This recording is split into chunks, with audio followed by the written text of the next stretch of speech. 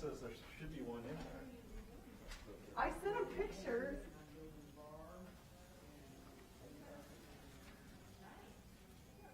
Have a seat anywhere. You're welcome. How are you today? Excited? Me too.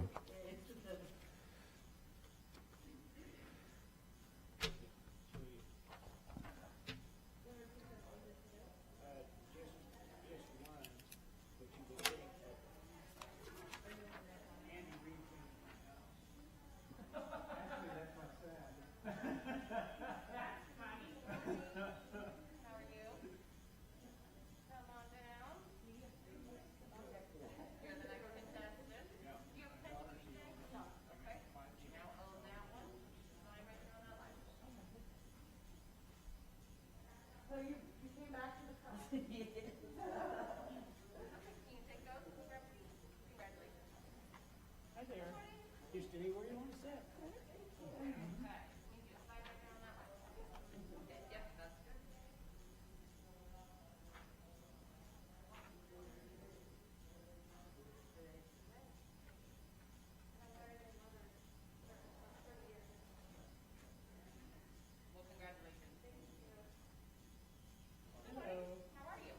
anywhere you like to sit. Okay.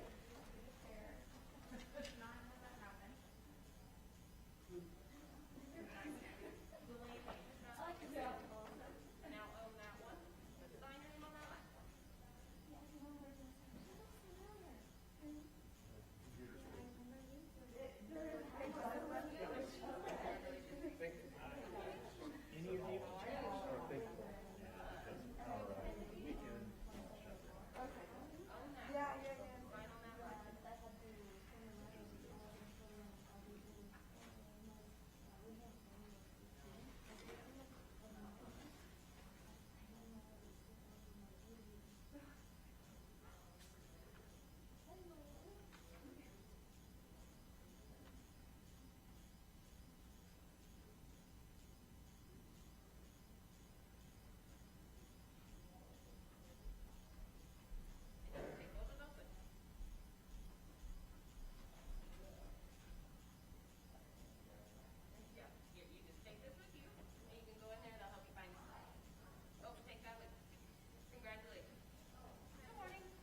Just sit anywhere you want to.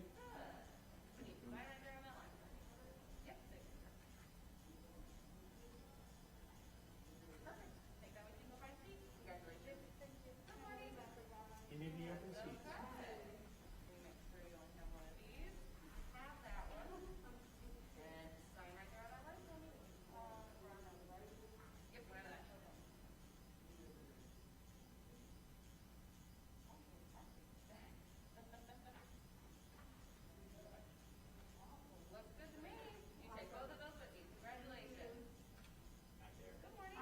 Any of the open seats.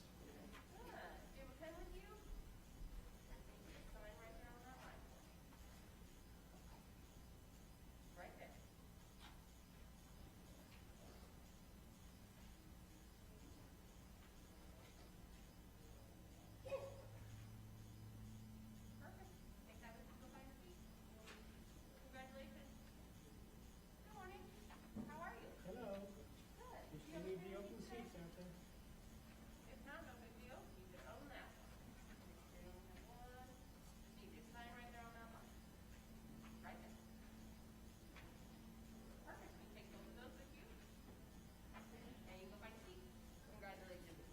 Hi there.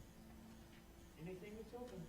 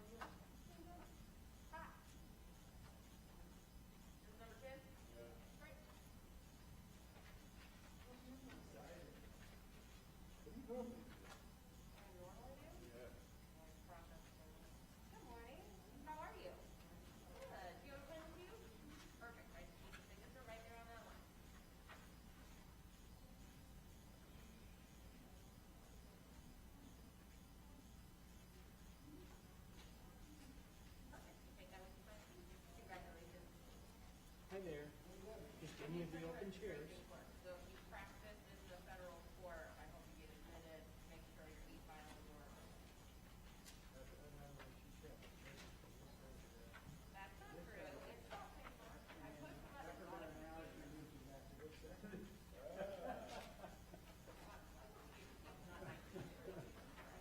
Good morning. How are you? Good. Come on up. You have a pen with you? Perfect. All he'll need you to do is sign right there on that line. Right there. There you go. Submission. Yep, take that with you. Find a seat. Just give you the open seats. You can do the two signs outside, and it's also the link on the back of the program.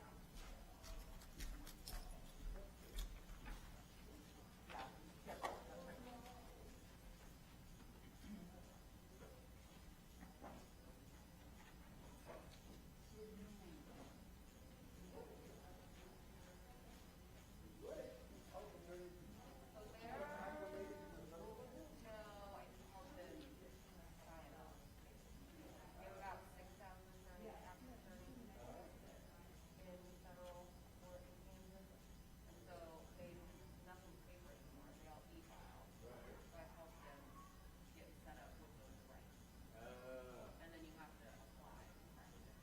You like what you're doing? No, I mean, I like to be. Yeah. Really good. Good morning. How are you? Come on up. That should be 11, I think. Yep. If not, I can give you one. And you have your certificate. I just need your signature right there on that line. It's too quiet. Okay. You can take that. This is yours. Have that. Your time, right? You take that. You can go find a seat. Congratulations.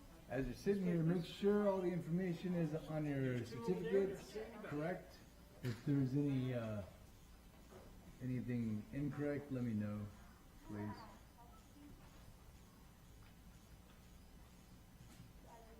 I want you going home and being like, oh, gave me the wrong country or something. There you go, Hall. That's, what is it, red or blue? Killing me, Smalls. It's 15. 1, 2, 3, 4, 5, 6, 7, 8, 9, 10, 11, 12, 13, 14, 15. Okay. Thank you. Is that the 15th? No, there's. Oh, I got you. I see what you're saying. There's a chair right over there, and then there's one chair in the back.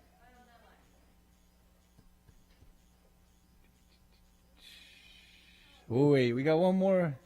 Yep, she's signing it now. Hi there. One chair left there in the back. That's it.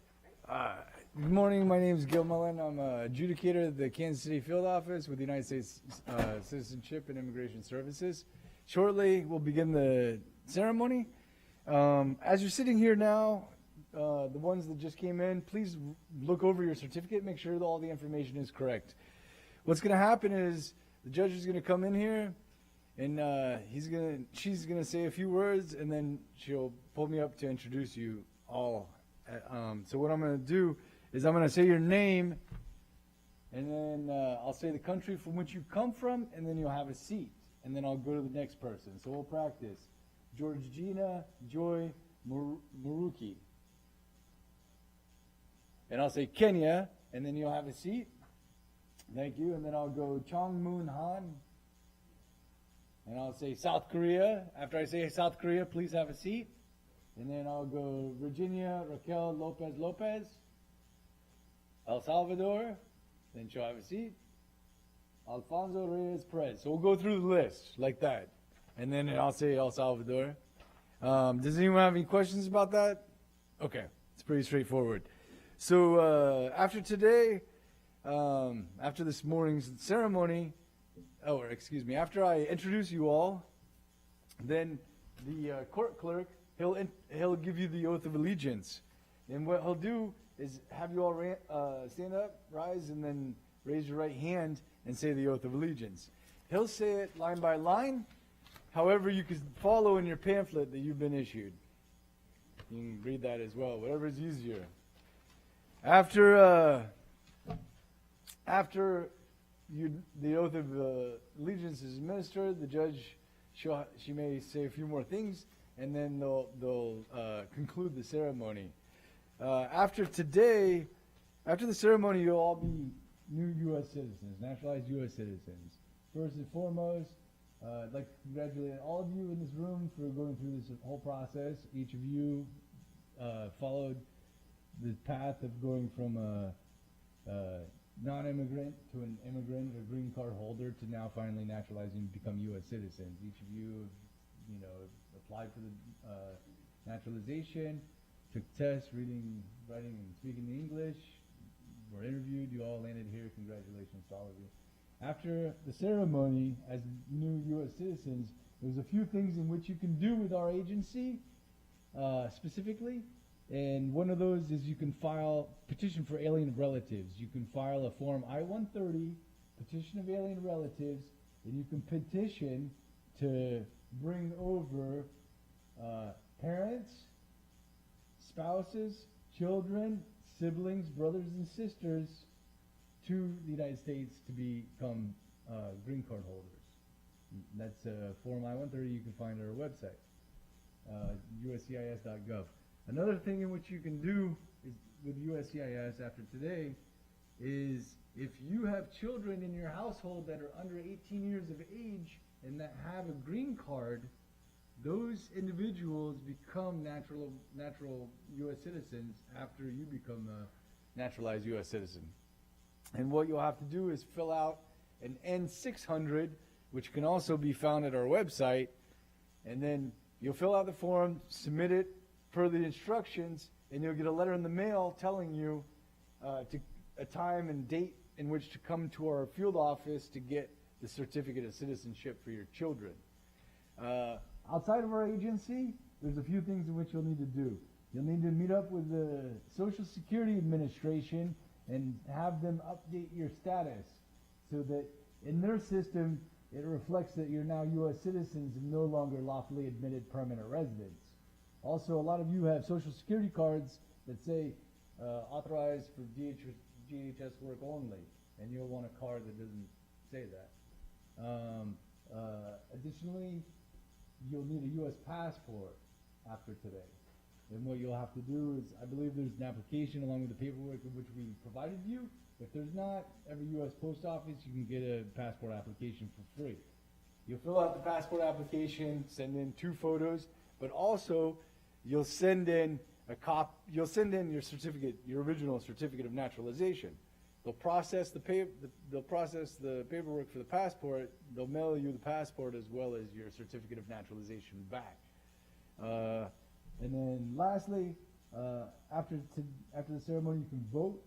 Usually we have someone here that can help you register to vote. Unfortunately, because of these strange times in which we live in, there's no one available to do that, so you have to go to your local election board and register to vote if you want to participate in local, state, and federal elections.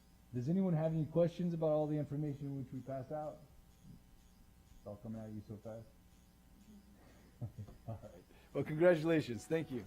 Those of you that have cell phones, would you please turn them on vibrate and turn them off, please, so they don't go off during the ceremony? Thank you. I meant to put that out.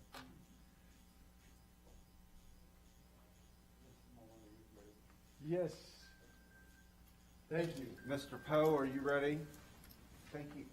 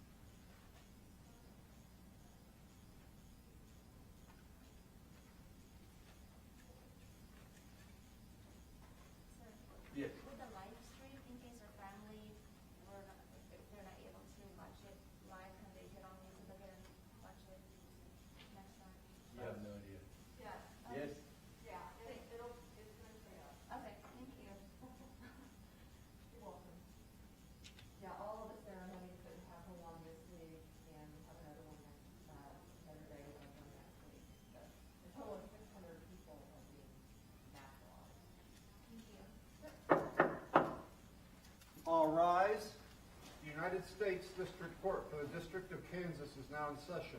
The Honorable Julie A. Robinson presiding. You can be seated. Good morning.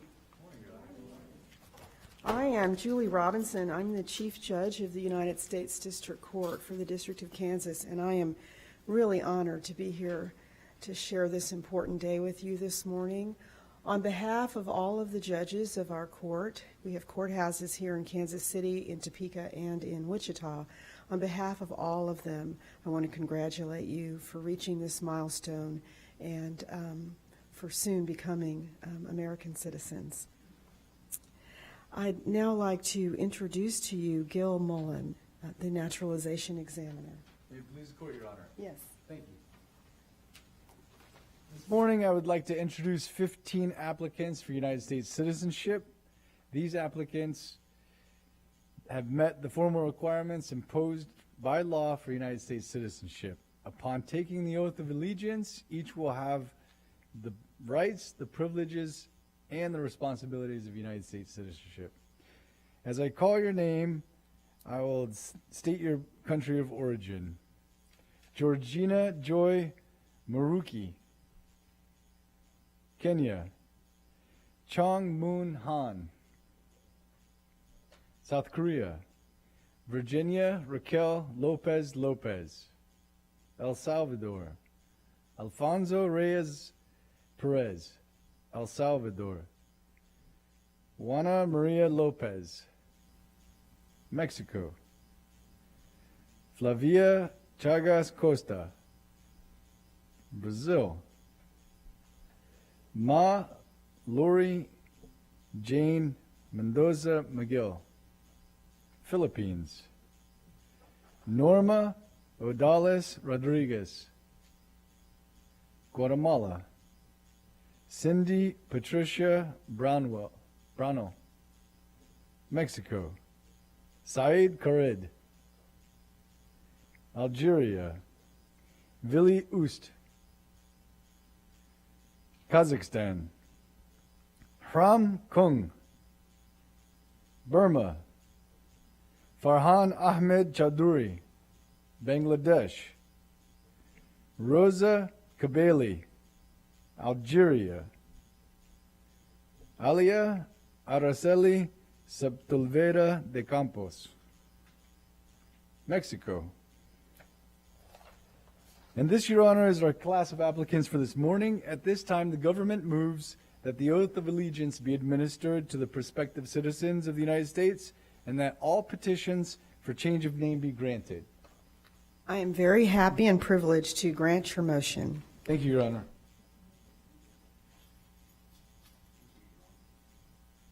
I will be administering your oath. If you would all stand as you're able.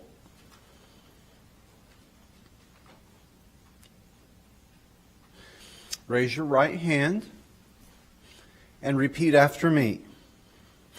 I state your name.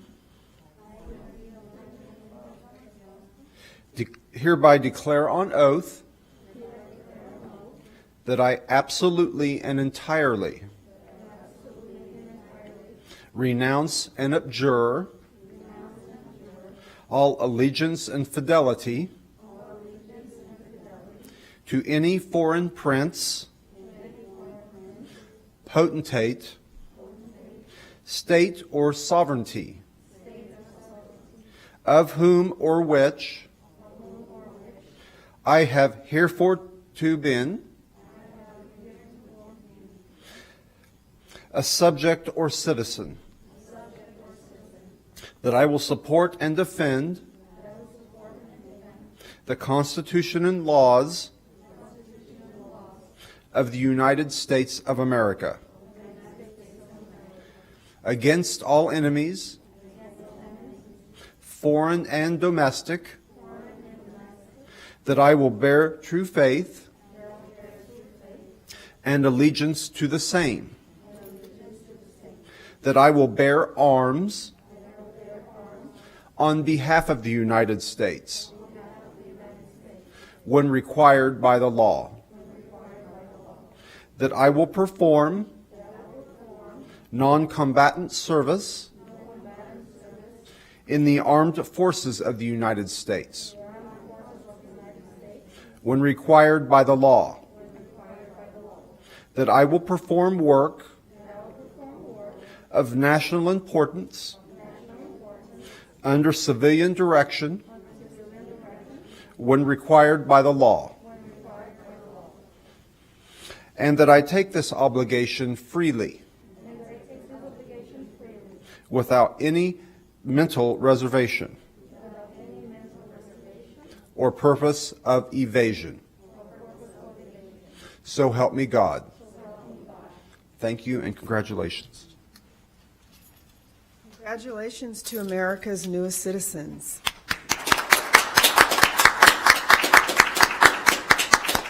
Be seated. I just called you America's newest citizens, and you probably are at this very minute. Although I imagine in other parts of the country, people are going through the same ceremony that you're going through now. And shortly, there will be more people and several other groups today that will be sworn in as American citizens in this courthouse. But what I think is one of the greatest things about this country is it doesn't matter how long you've been a citizen. It doesn't matter if your ancestors came here 500 years ago or 400 years ago, or were already here before that. It doesn't matter if your ancestors came 50 years ago. It doesn't matter if you came 5 years ago. It doesn't matter when you gain your citizenship. As American citizens, we all have exactly the same privileges. We all have the same burdens and responsibilities. We have all the same benefits of being an American citizen. And our country recognizes, as a country that century after century has embraced people from all over the world, that we need you. I like to think of all of us as being threads in a huge tapestry, and that as we add more beautiful threads to the tapestry, it just becomes more beautiful and stronger. And that's what we do today, embracing you into the tapestry that we call America. You and I know that America is a great country. You and I know that it is a country of people that are wonderful, but also flawed, because all human beings are flawed. And this day in particular, and in this month in particular, and last month, and really for the last 4, 5, 6 months, our country has been in a lot of pain. We are suffering through a pandemic, which means that your families can't be here, and I know that's painful. This is a time of joy for all of you and for your families and the people that have supported you so that you could get this far today.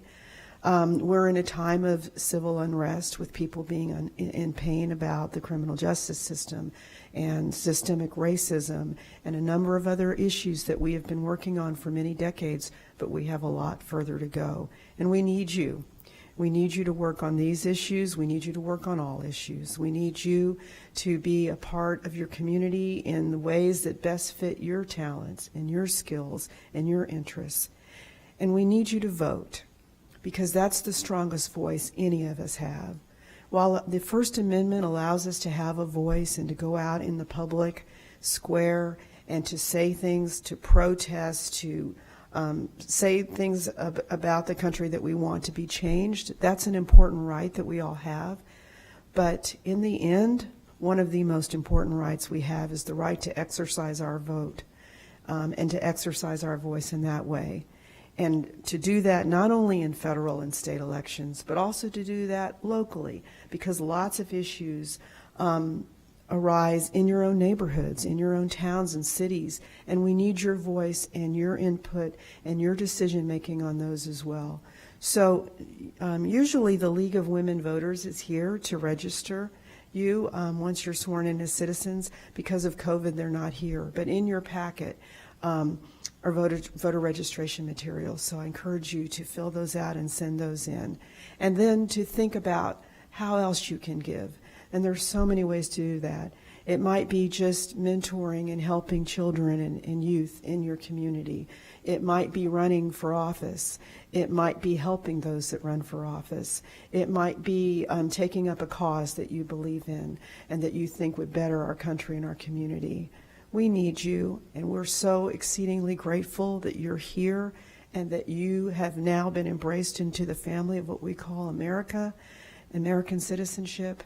And we will get through these times of difficulty.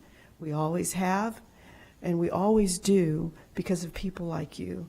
So again, thank you and congratulations on this very important day in your journey of life. And with that, we will be in adjournment of court.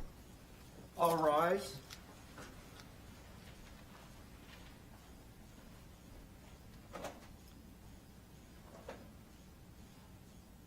Thank you. The court stands in recess.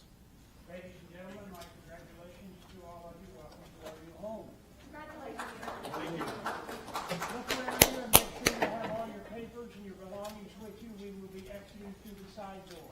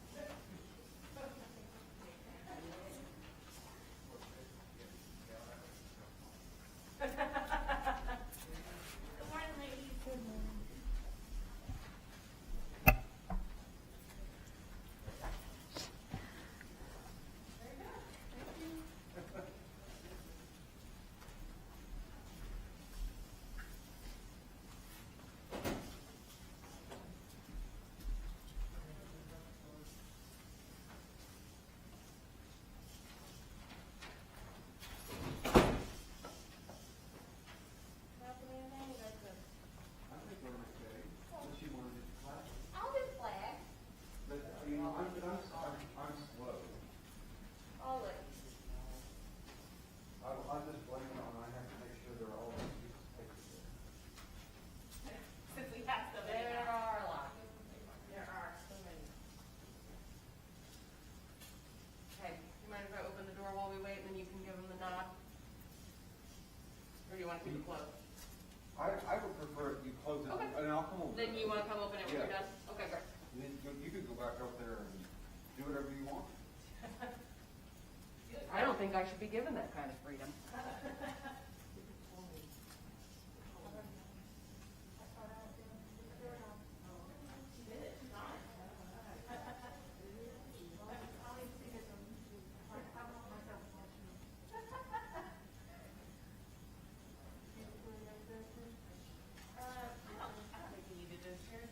No, because some people are sitting in them. And we'll let you know if anybody goes over by, but I think you're good. Yeah. Yeah. Did you tell Kim that, Kim, did you want to tell her that she didn't have to wipe those down every time? Okay, I'll tell her. The podium? Yeah. We'll We'll tell you when you need to. I'll do it every time. What? I'm gonna do it every time, one You of know the what? sessions, We'll be- one of the, Sorry, I can't hear you. You know, when you have these masks went over there on, by there, some of but the we'll let people- you know if that happens. Okay, I'll do it. That's actually work, you don't have to. Okay, that's fine. Right. Okay. Ready? Thank you. Thank you.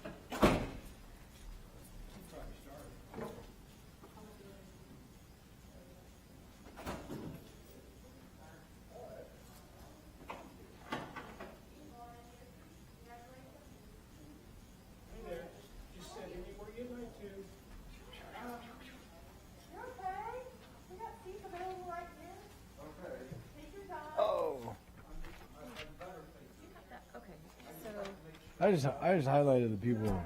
Oh, the the only next thing I group. need to worry about is the no-shows. Right, so, You want to hang on to that yeah, until what's you the have- yellow, or the uh, highlighted? The highlight is the second 15. Okay, perfect. If that So makes that sense. way I Yeah. can mark who's a no-show. Yes.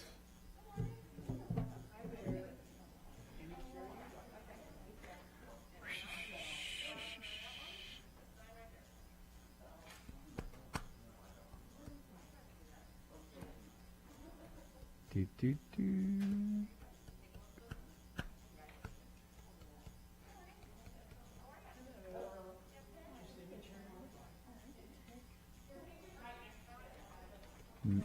Mm.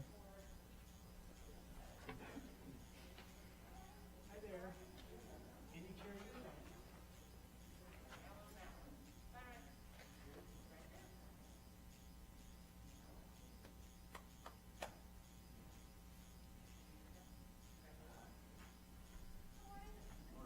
Any open chair would be fine.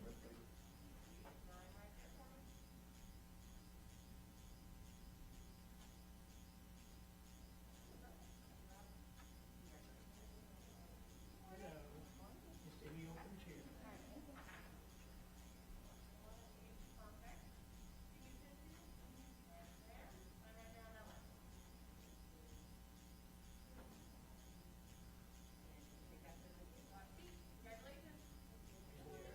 Just any open chair. Just any open chair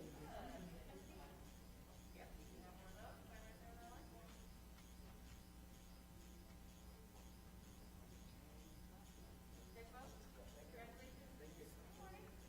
Any open chair. Hello.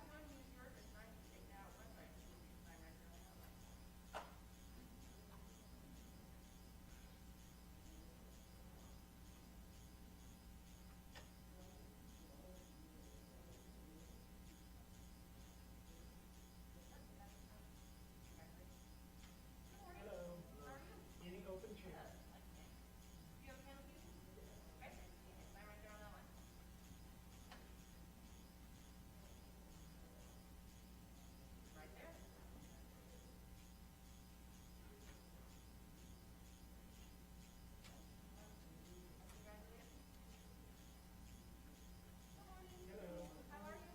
One here, the rest of them are back to back.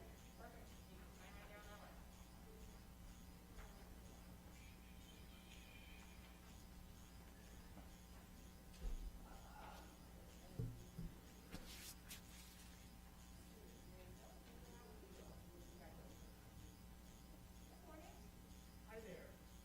One up front, then the rest of them are back to back.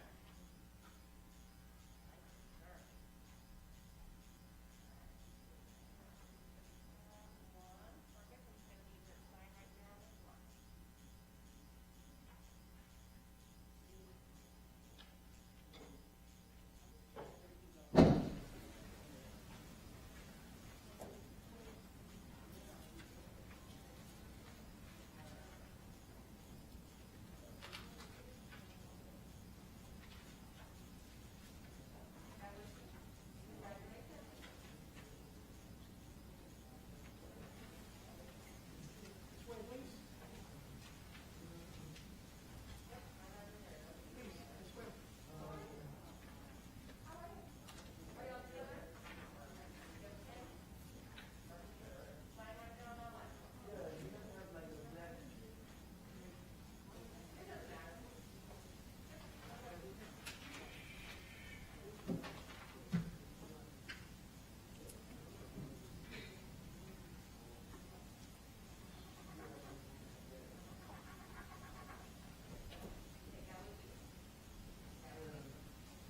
Good morning. My name is Gil Mullen. I'm an adjudicator at the Kansas City field office with the United States Citizenship and Immigration Services. We'll start the ceremony shortly. Before we begin, please make sure all your cell phones are off so we don't have any interruptions during the actual ceremony. Or turn the ringer off, you don't have to power it down. But next, please verify look at your certificate of naturalization, make sure that all the information on it is correct. Let me know if there's something incorrect, and we'll try to fix that. I think we're missing one, but I'll just go ahead. Shortly, we'll start. What's going to happen is the judge is going to come in, and she'll introduce me, and then I'll stand up here, and what I'll do is I'll introduce all new citizens. And what I'm going to do... shoot. Grabbed the wrong list.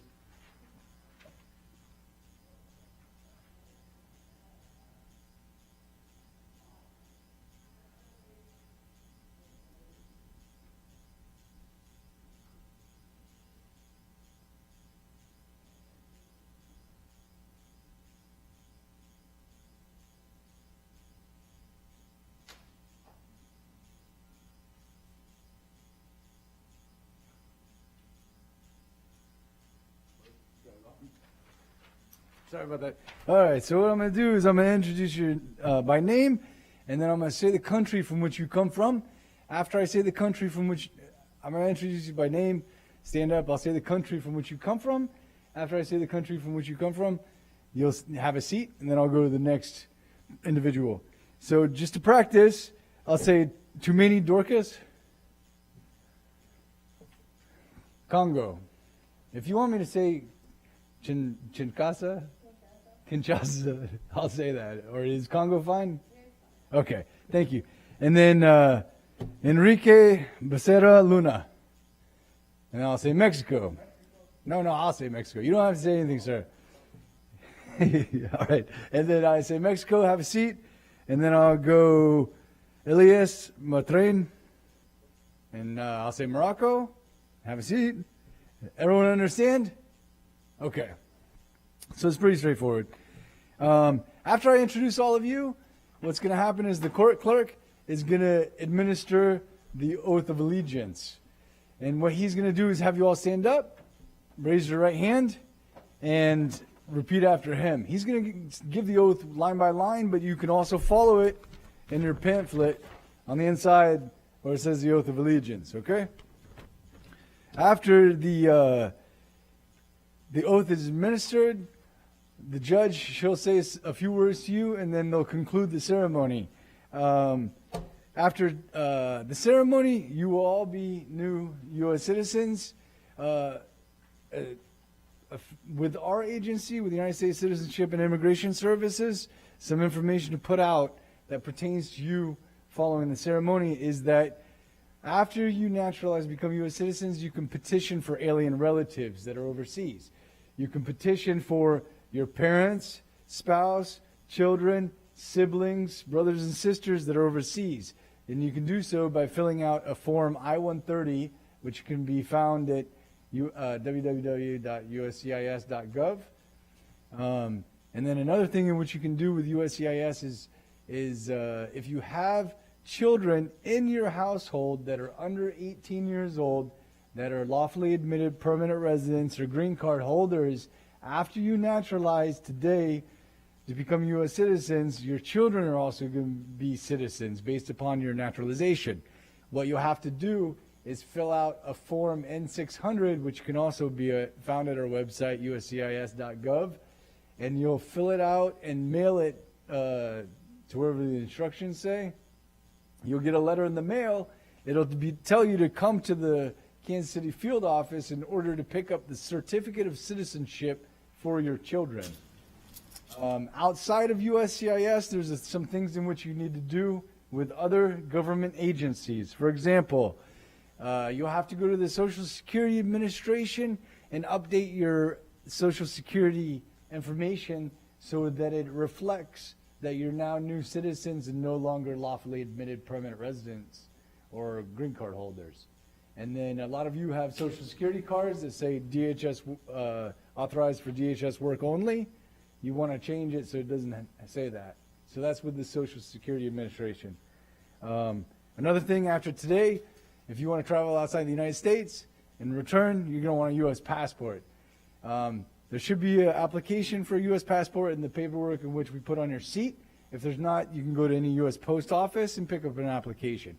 You're going to fill out the application, get some photographs, take your certificate of naturalization, mail the original to the State Department, and they'll issue you a passport and return your certificate of naturalization. I think that's how it works, but Department of State is the one who handles passports. If you have any questions, they can address those. And then lastly, if you want to register to vote in any state, federal, or local election, you're going to have to go through the local election board, which probably has offices wherever you live or close by. And does anyone have any questions about any of that information?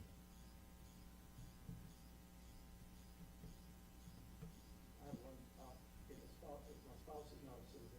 Yeah. I'll become one. Does it mean that she has to go through the same process as myself? Yes, she'll have to naturalize to become a U.S. citizen. What's her status now? Resident for Okay, so yeah, she'll have to do, yeah. The only It's only children under 18 that becomes, yeah, automatic. Any other questions? All right. Congratulations, all of you. The court will start shortly. If you happen to have a cell phone, would you please put it on either vibrate or turn it off so it will not go off during the ceremony, please? Yes, I'm good. Thank you. They printed up a bunch of these the other day. They did each one of the things it tells you. Oh, yeah? Yeah, each one of them's got one of those now. Okay. Thank you.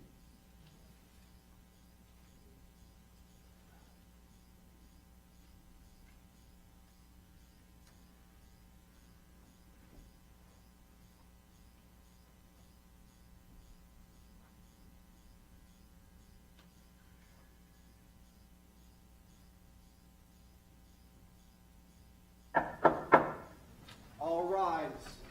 The United States District Court for the District of Kansas is now in session. The Honorable Julie A. Robinson presiding. You can be seated.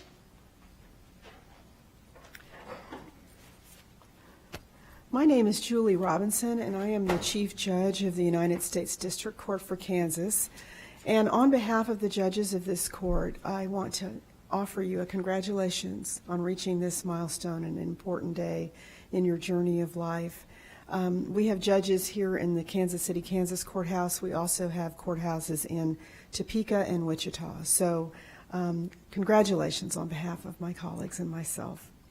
And now I would like to introduce to you Gil Mullen, the Naturalization Examiner. May it please call, Your Honor. Yes. Thank you. This morning, I would like to introduce 14 applicants for United States citizenship. They have met the formal requirements imposed by law for United States citizenship. Upon taking the oath of allegiance, each will have the rights, the privileges, and the responsibilities of United States citizenship. As I call your name, please stand and I will say the country from which you come. Tumeni Dorcas, Congo. Enrique Becerra Luna, Mexico. Elias Matroin, Morocco. Yanbin Xiang, China.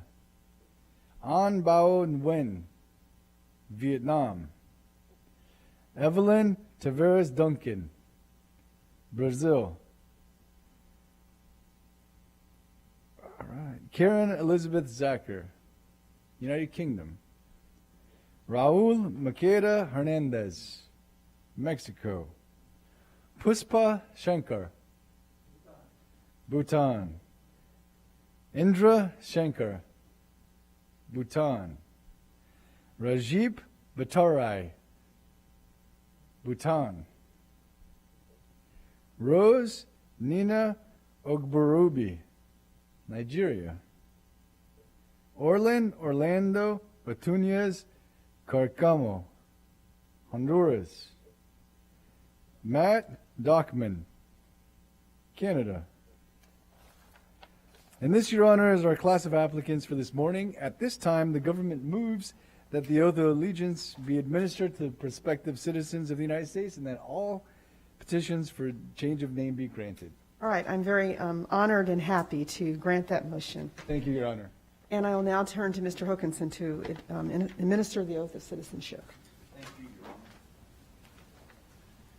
I ask that you stand if you're able. Raise your right hand and repeat after me. Pardon me. I state your name. Hereby declare on oath that I absolutely and entirely renounce and abjure all allegiance and fidelity to any foreign prince, potentate, state or sovereignty, of whom or which I have heretofore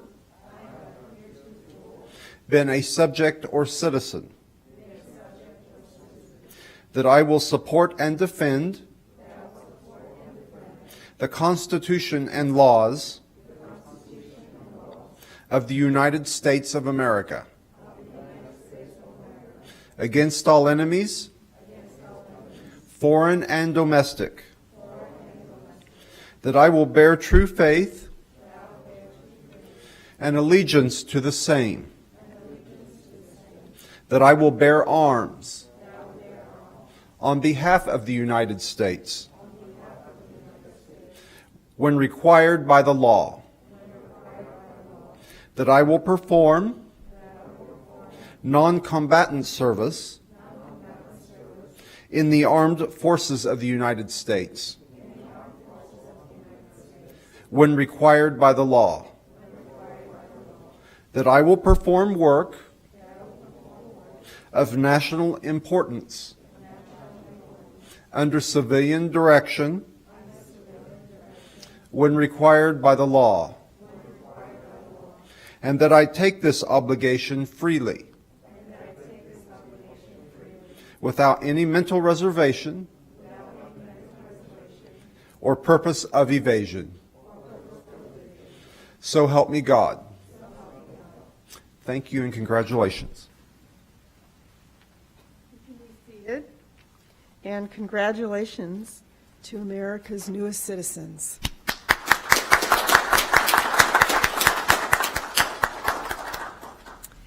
So I called you America's newest citizens, and chances are you are, although I imagine there are ceremonies going on in other places in the United States even as we speak, and there will be more people that are sworn in as American citizens in this courthouse later today. So although you may at this particular moment be America's newest citizens, it's not how long you've been a citizen. It does not matter whether you are the first American citizen in your family, or whether your family's been here 400 years or 50 years. None of that matters. We are an egalitarian country, and what that means is we all have the same rights and responsibilities. We all have the same burdens and privileges of citizenship. When you took this oath, the oath really focuses on burdens of citizenship, that any of us can be called to military service or to take up arms if necessary, that any of us can be called to non-combatant service if necessary. We all have these burdens and responsibilities, but we also all have privileges and benefits of citizenship. And one of the benefits and one of the privileges of citizenship, really one of the rights of citizenship, is to vote. Usually the League of Women Voters is here. Because of COVID, they are not. But in your package are materials that you can fill out to register to vote, and I urge you to do that. You know, this is a wonderful country, and that's why you want to be a citizen of this country. But you and I both know it's not perfect. It's a country like any other country that is made up of wonderful people, but also flawed people. Because as human beings, each and every one of us is flawed. And so at this particular time, our country is in pain. We are in the middle of this horrible virus, this pandemic, and it has all affected our lives in numerous ways. Your families can't be here. Your loved ones can't be here. Ordinarily, they would be here to share this with you. And that's something I think that we all regret. It's a time of civil unrest. We've seen rise up over the last few weeks. People are in pain over injustices and things that they think and need to be changed about our criminal justice system and about other institutions and systems in our country. As great as this country is, there's always room for improvement. And that is the importance of American citizenship. And that is the importance, I think, of the history of this country, of continuing to embrace more people. You don't have to be born on these shores to be an American citizen. We continue to embrace more people into our family, understanding that the more people we have, the more people that want to be American citizens and want to share in the rights but also the burdens of citizenship, the more diverse voices we have and experiences we have and skills and talents we have, the better we become. I like to think of us as a big tapestry, a beautiful tapestry of millions and millions of threads. And each one of us is a thread. And as we're sewn into that tapestry, it not only becomes stronger, it becomes more beautiful in the many colors and experiences and diversity of who we are as individuals. And so I urge you, as you become American citizens right now, that's what you are, to think about how you can make this tapestry stronger. And we have a First Amendment. Any one of us can leave and go out there on the street and voice and protest things that we want to be changed about this country that in our view would make it better and stronger and more fair for all. We have that voice, but we also have a very strong voice in our ability to exercise the vote. So I urge you to register to vote. And I urge you to do other things. And it might be to run yourself for elected office. It might mean to help others who are running for elective office. It may be to just work within your community, helping others, children, young people, older people, people that are in need, people that could benefit from your own talents and experiences. You have worked so hard, and it's been a great challenge that brings you here today. And that's something that other people can benefit from learning about what you have done to get this far. You have moved far geographically, but you have grown in many other ways and moved far in many other ways, not just geographically, but this is part of your journey. And it's not been an easy journey, and it's been a long journey. It takes a long time to become an American citizen. So these are the experiences that have shaped you and that others can really benefit from. So I urge you to think about how you can contribute to your community, to your country, to your state, because we need you. The tapestry that is America needs you, and we're so glad that you're part of us now. So I congratulate all of you. I hope you're able to go home now and celebrate with those that helped you get this far, and I wish you the very best. And with that, we will adjourn court. All rise.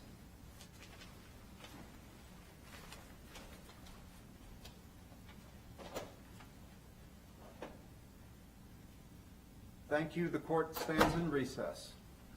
Ladies and gentlemen, I'd like to offer my congratulations to each and every one of you. We will be exiting through the door over here on the side. Thank you. Make sure you get everything you need.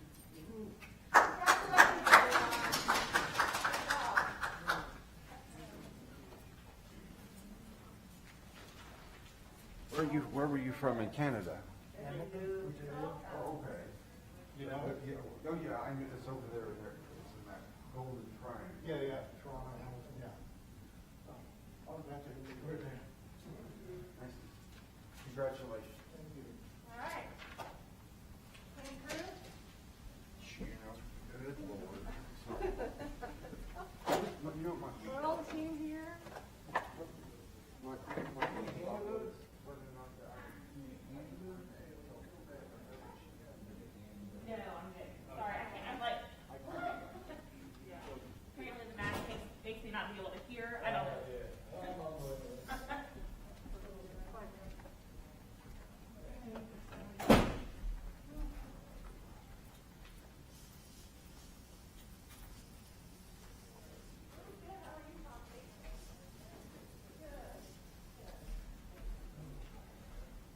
Doing good, everyone. We got this down. those chairs smell like lavender. The rest of their instruments, lavender and Lysol. What is going on?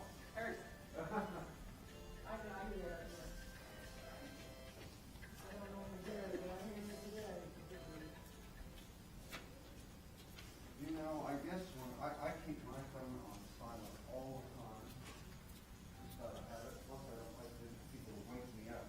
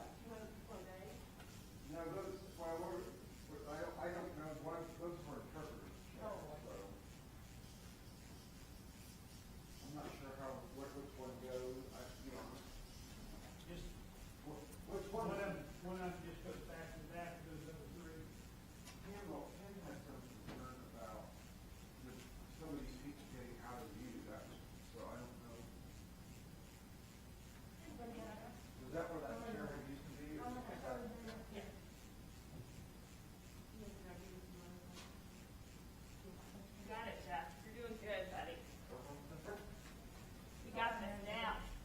I should have done this since I was doing before to put some of these together, you know.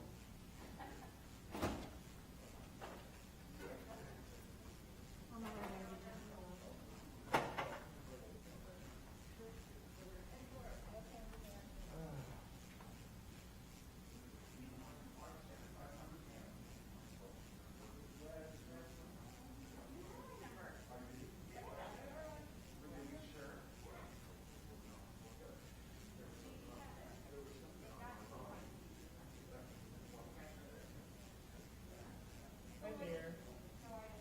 You can sit anywhere you want.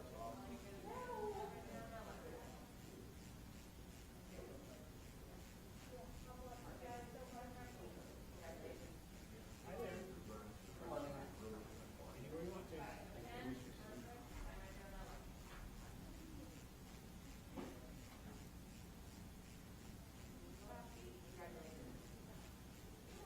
Hello. Any of the open chairs?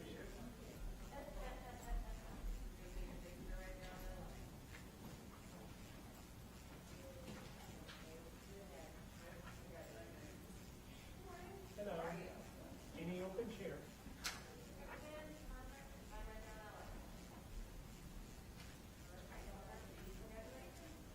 Hi there. Any of the open chairs?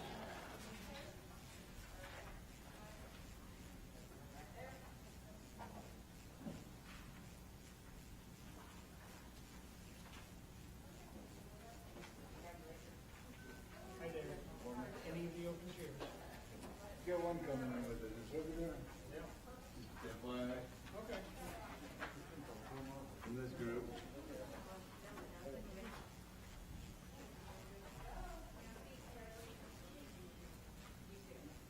Hi there.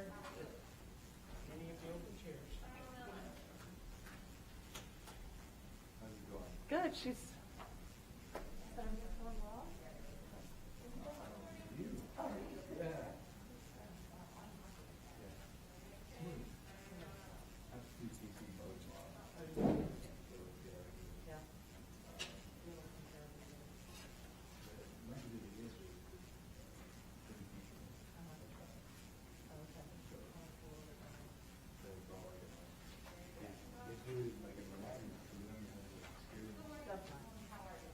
Hi there.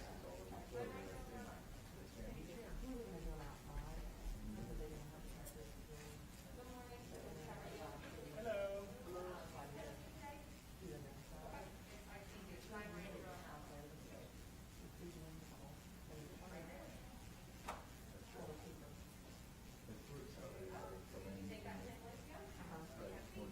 Seamless, you know.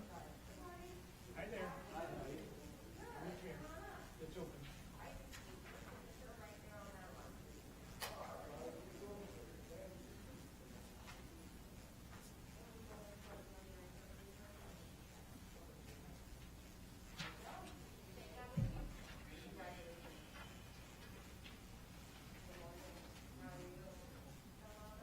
This way, please.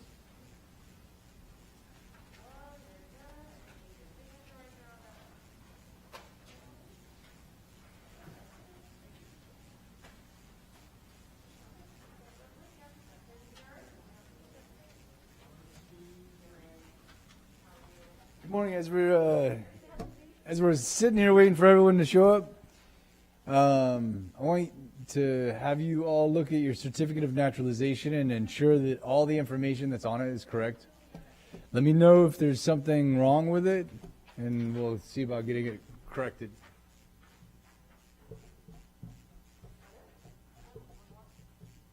Good morning. How are you? Good. Do you have a pen? Okay. Sign right there on that wall.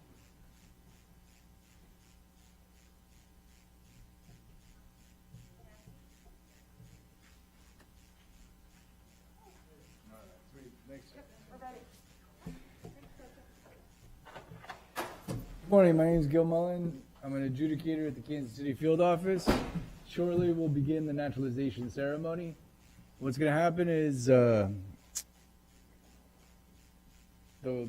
judge will come in, and then she'll introduce me, and I'll come up here and I'll introduce all of you. So what I'll be doing is I'll be saying your full name, and when I say your full name, please stand up. I'll say the country from which you originate, and then after I say the country from which you originate, have a seat, and then I'll go to the next individual. For those of you who petition to have your name changed, I'll be calling you by your new name. Don't worry, if I mess up your name, you'll still naturalize. So we'll practice. Marzia Kulusi. She'll stand, I'll say Iran. She'll sit back down. Mohammed Asif Qureshi, Pakistan. After I say Pakistan, you'll have a seat, sir. Then I'll go Hripsime Sedrikyan, Armenia. After I say Armenia, please have a seat, ma'am. Winnie Wei Ying Shimmel, Malaysia. Then you'll have a seat. Everyone understand? Okay. Thank you. And so after I introduce everyone, the judge will have the court clerk administer the oath of allegiance. He'll say the oath of allegiance line by line. Well, you'll stand up, you'll raise your right hand, and say the oath of allegiance. He'll say it line by line, and you'll repeat after him. But you can also follow it in your pamphlet if it's easier for you to read. So after the oath of allegiance is administered, the judge will say a few words, then conclude the ceremony. After the ceremony, all of you are going to be new U.S. citizens. So first of all, congratulations for all going through the same journey, essentially, as of becoming non-immigrants to immigrants to naturalizing to become U.S. citizens. So congratulations. After the ceremony, as new U.S. citizens, there's some things in which I want to go over with you as far as your interaction with our agency, with the United States Citizenship and Immigration Services.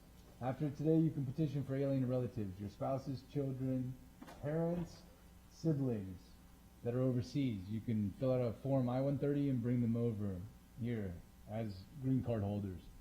Another thing which you can do is if you have children in your household that are under 18 years of age, you can file an N-600 and they'll get a certificate of citizenship. What will happen is you fill out the paperwork, the N-600, mail it in. We'll send you a letter telling you to come to the field office at a certain day and time to pick up the certificate of citizenship for your child. Outside of USCIS, this is jurisdiction. Other interactions with government agencies in which you'll have to do today is contact the Social Security Administration, change your status to reflect that you're now U.S. citizens and no longer lawfully admitted permanent residents. A lot of you have Social Security cards that say DHS work authorized only. You're going to want a new card that doesn't show that. You're going to need a U.S. passport. There's applications along with the paperwork in which we provided. You'll have to send in your certificate of naturalization, 2 photographs to the State Department, and then they'll send you the passport with your certificate back. And then lastly, if you want to participate in local, state, or federal elections, you're going to have to go to the local election board and register to vote. Does anyone have any questions?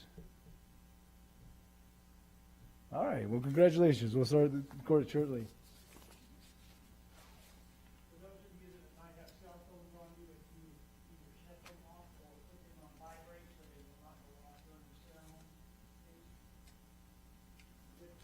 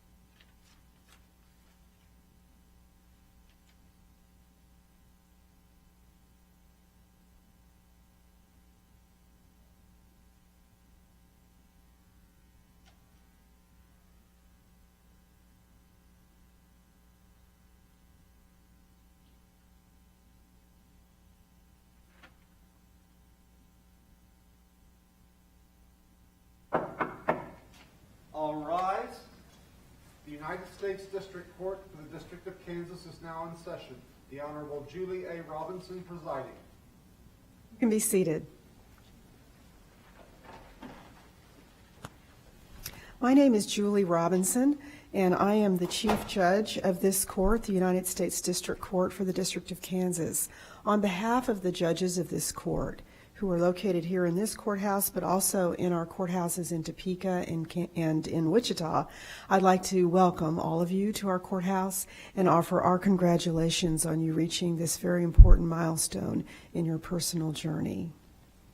All right, I will introduce now Mr. Gil Mullen, who is the naturalization examiner. May it please the court, Your Honor. Yes. Thank you. This morning I would like to introduce 15 applicants for United States citizenship. They have met the formal requirements imposed by law for United States citizenship. Upon taking the oath of allegiance, each will have the rights, the privileges, and the responsibilities of United States citizenship. As I call your name, please stand and I will say the country from which you originated. Marzia Kalusi, Iran. Mohammed Asif Qureshi, Pakistan. Hripsimi Sedrakyan, Armenia. Winnie Wei Ying Shimel, Malaysia. Tahira Siddiqui Vora, Pakistan. Linda Hamur, Algeria. Rashid Guido, Algeria. Sukhwinder Singh, India. Faye Michelle Gakad Reyes, Philippines. Haider Samir Azubaidi, Iraq. Tu Pa, Burma. Van Tlu Lian, Burma.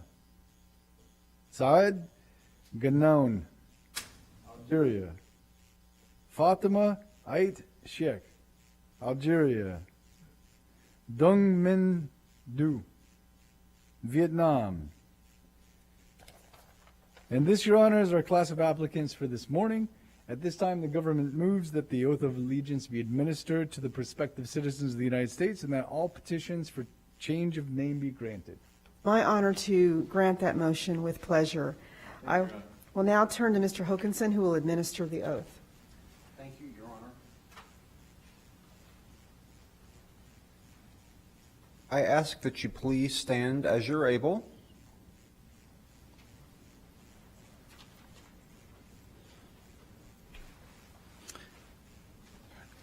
Raise your right hand and repeat after me. I state your name. Hereby declare on oath that I absolutely and entirely renounce and abjure all allegiance and fidelity to any foreign potentate,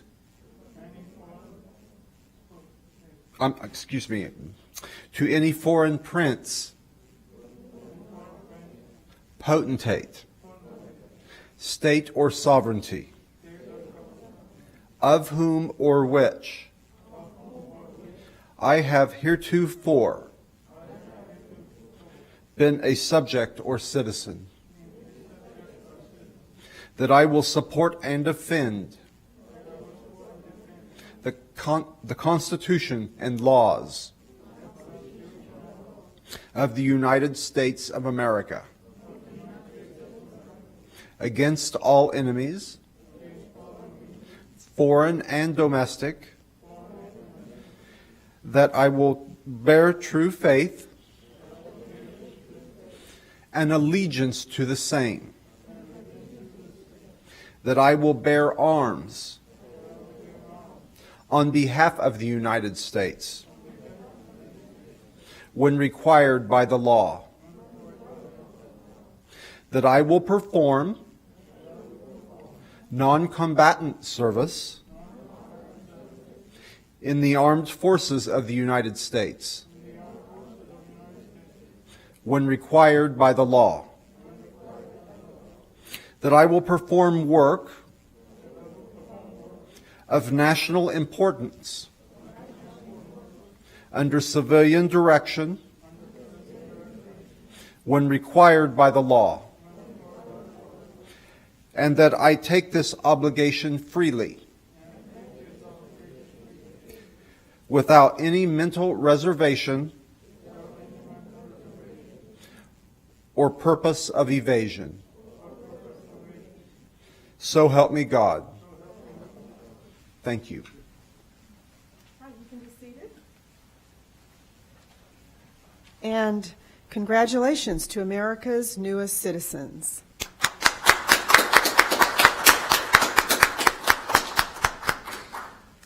So I called you America's newest citizens, and chances are you are at this very moment the newest citizens of the United States. We're having more people here later in the courthouse today to be sworn in. There are probably people being sworn in other parts of the country, but it's probably fair to say at this particular moment, you are the newest citizens of the United States. But importantly, it does not matter whether you have been an American citizen for 30 seconds or whether your family has been here for 30 years or 300 years or even 3,000 years. As American citizens, how long we've been a citizen or how many generations we have been a citizen does not matter. We all have the same benefits and privileges of citizenship. We all have the same burdens and responsibilities of citizenship.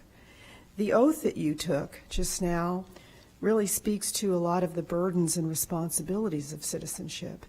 As American citizens, we can be called upon for military service, although it's typically unlikely we will be.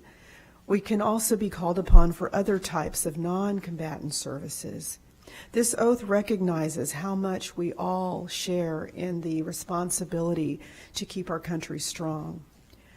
But as American citizens, we also have a number of privileges and benefits and rights. And one of those rights, and perhaps the most important right, is the right to vote. In the packets of materials that you have this morning are registration materials so that you can register to vote. And I strongly urge you to do that.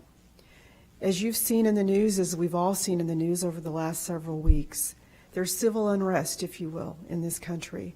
There are people that are exercising our First Amendment rights to go out in the public and express their concerns and their frustrations about certain problems in this country. And we all have that right. And it's an important right to give voice to the things that concern us. But another way to do that is to exercise our voice through the right to vote. And so I urge you to register to vote and to be in a position to exercise that right. I urge you to exercise your voice and to join in with everyone else in this country in endeavoring all that you can to make this a better place by doing other things. Perhaps you should run for elected office. Perhaps you should help someone run for elective office whose voice you subscribe to, whose voice and whose positions you think are correct. But there are so many other ways to serve, whether it means mentoring a child or helping people in your neighborhood, whether it means doing community service and volunteer work. Each of you have gone through a journey in life that has had a lot of challenges. I know, we all know, what a challenge it is to even come to this point of being eligible and qualified and able to take this oath that you took this morning. You've put in a lot of work and a lot of time and money and your heart and soul into this process so that you could become American citizens. And you have so much to share about your journey and your experiences and your challenges that you've overcome. There are so many other Americans that need to hear your story and need to understand how hard you worked to become an American citizen. Help them value American citizenship as much as you value American citizenship. Unfortunately, not everyone values American citizenship like you do and like I do. So I ask you to vote. I ask you to consider other ways that you can make this country better. This country's not perfect, but we all know what a great country it is. But it's a country that is comprised of people, and as individuals and as human beings, every single one of us is flawed. And so that is why when we talk about our country, we know that there are things that we can work on. We know that we need to strive for greater fairness and equality, and we all have a role in that. I like to think of the United States as a tapestry, a beautiful tapestry made up of individual threads. And now we add your threads to that tapestry. And as we sew in more and more threads in the tapestry of America becomes stronger. It also becomes more beautiful because every individual thread brings color and experience and diversity and strength to all that we know and love about America. So thank you so much for wanting to be a United States citizen, for working so hard to get here. Thank you for all that you have done already and will continue to do to make our country the country of our aspirations and dreams. And I'm sorry that your families couldn't be here today. I know that there are a lot of people, and perhaps some of them are watching, a lot of people that helped you get here. And I hope that you'll be able to celebrate this day with them after you leave the building. So congratulations and best wishes to you all. We will now be in adjournment. All rise.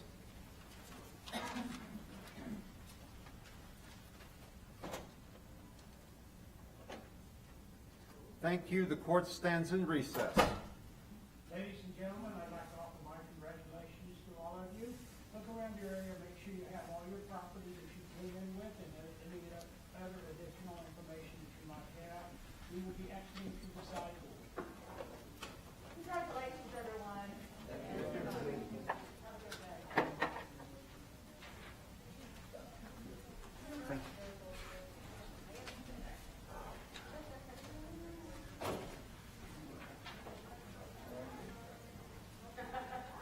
Blaming me, I did it.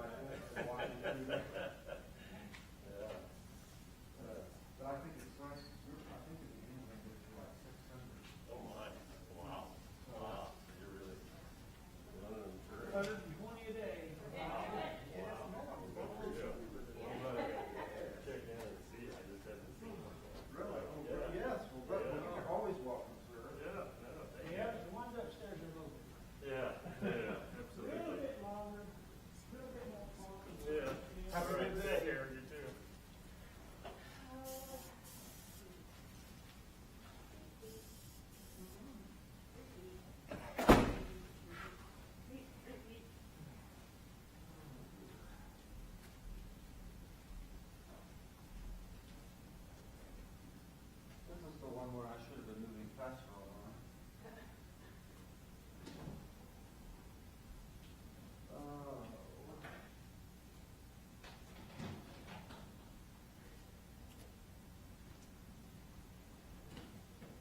You know, it makes it easier for me now that I know exactly what I'm supposed to be putting in and where the dividing line is.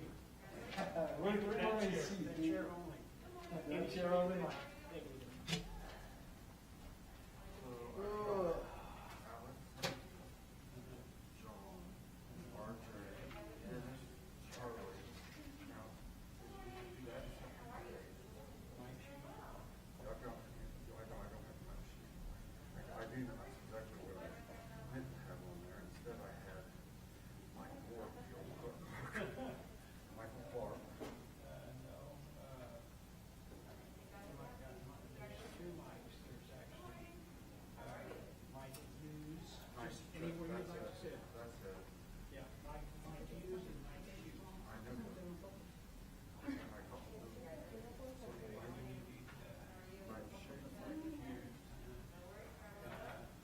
Bob. Baldwin is his name. Baldwin, B-A-U-N-L-Y.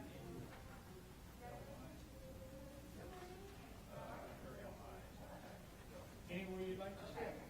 And it's the John Kirby.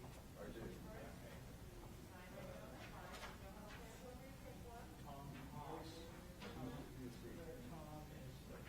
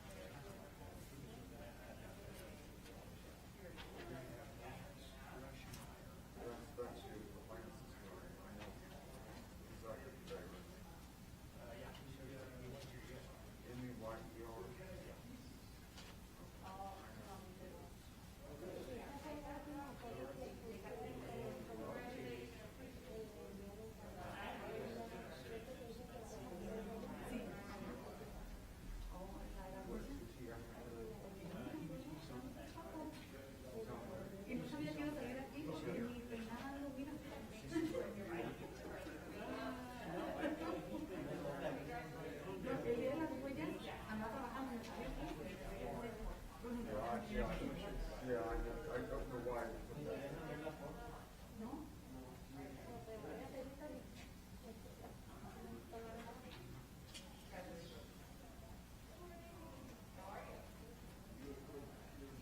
Hi, go ahead and have a seat anywhere. Anywhere you want to sit.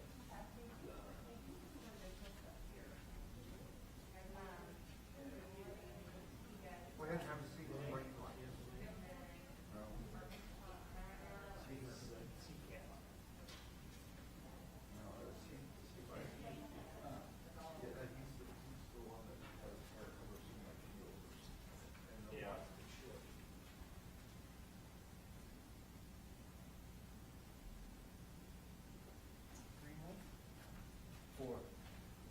Good morning. My name is Gil Mullen. I'm an adjudicator at the Kansas City Field Office. Shortly, we'll begin naturalization ceremony.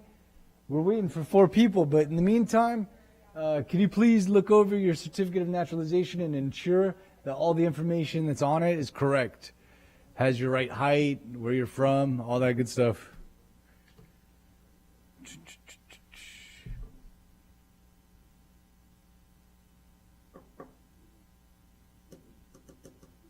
Let me know if there's anything incorrect. They misspelled your name or something. Let me know, please.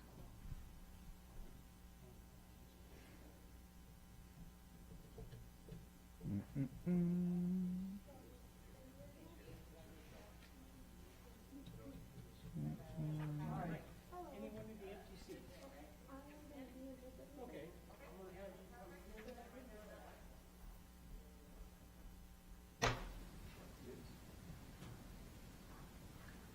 She can sit here, and I will move this chair up, and you can sit here.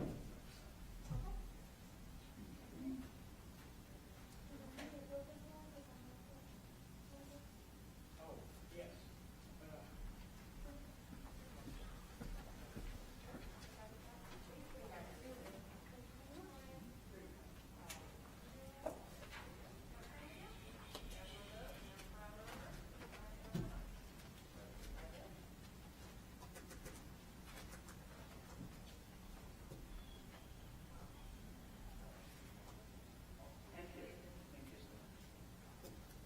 Right up in front. Last but not least. How you doing, sir? I'm good, how are you? Thank you.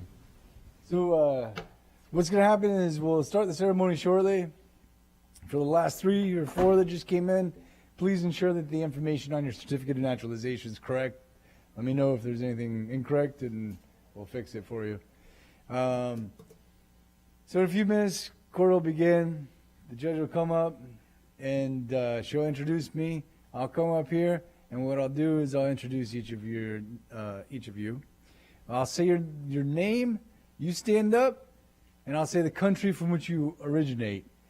I'll say the country from which you originate, and then you sit down. You don't have to say anything. You just stand up and then sit down. So we'll practice. Also, I'll be calling you by your new names if you change your names. And if I mispronounce your name, don't worry. You'll still naturalize, become U.S. citizens today.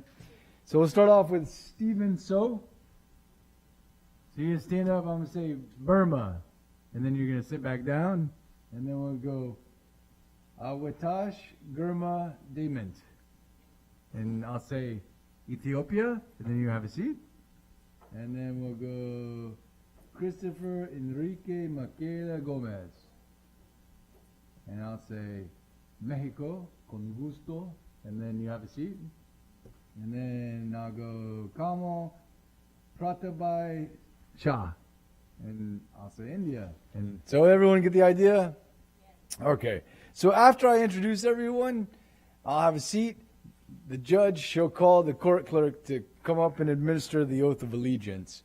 At that point, he'll have everyone stand, raise their right hand, and then you'll repeat after him. If it's easier for you, in the pamphlet in which they provided, you can follow along with the oath of allegiance. After the oath of allegiance is administered, the judge will say a few words and then conclude the ceremony. After the ceremony, you are all United States citizens, naturalized U.S. citizens. As a result of that, some of the things in which pertain to you as far as our agency goes, United States Citizenship and Immigration Services, is after the ceremony, you can petition for alien relatives of yours that are overseas. Parents, siblings, brothers and sisters, spouses, children. You can bring them over. You file a Form I-140 at our website, uscis.gov. Mail it out. They can do the consular processing, come over here as a resident. Secondly, if you have individuals within your household that are under the age of 18 and that have green cards, after you naturalize to become U.S. citizens today, they are also U.S. citizens.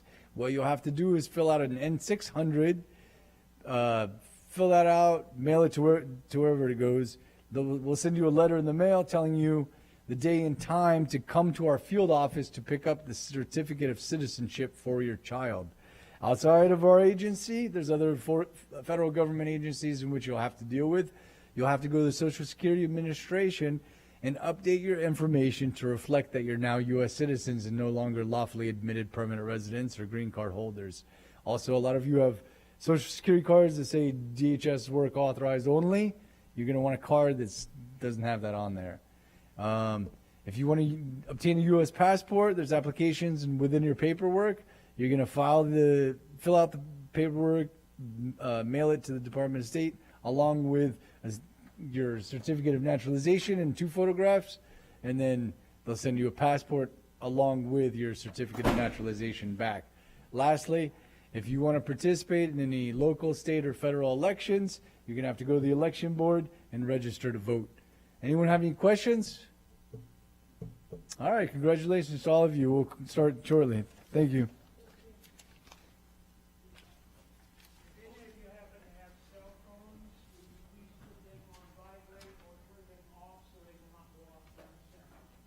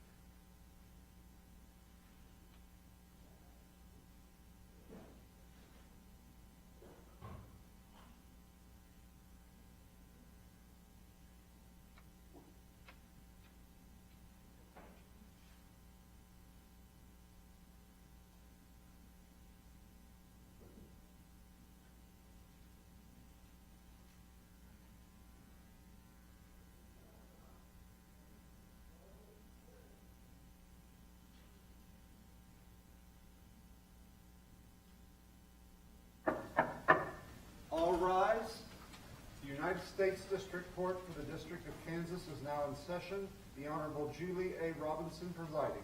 All right, you can be seated. My name is Julie Robinson, and I am the Chief Judge of the United States District Court of the District of Kansas. And on behalf of all of the judges of our court, we have courthouses here in Kansas City and in Topeka and in Wichita. On behalf of all of the judges, I want to congratulate you and thank you for being here and welcome you to our courthouse. I will now introduce Gil Mullen, who's the naturalization examiner. Mr. Mullen? Please support, Your Honor. Thank you. This morning, I would like to introduce 15 applicants for United States citizenship. They have met the formal requirements imposed by law for United States citizenship. Upon taking the oath of allegiance, each will have the rights, the privileges, and the responsibilities of United States citizenship.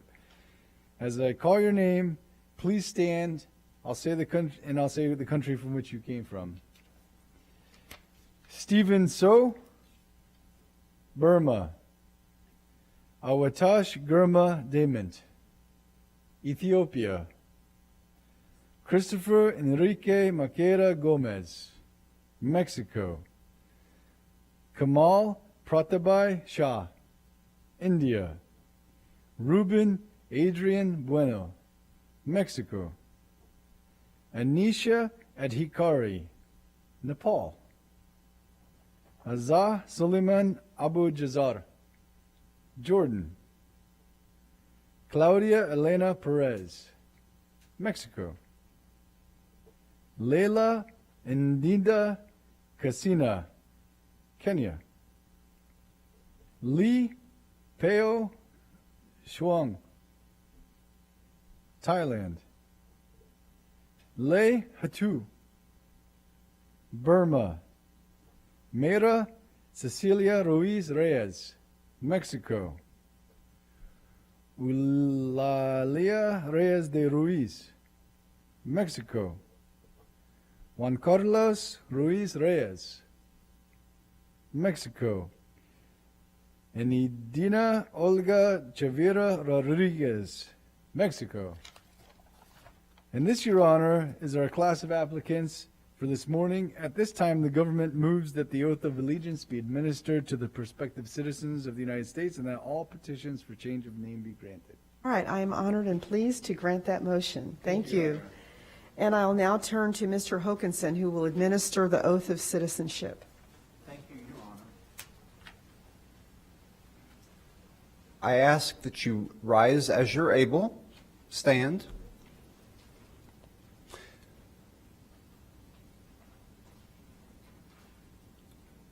Raise your right hand and repeat after me.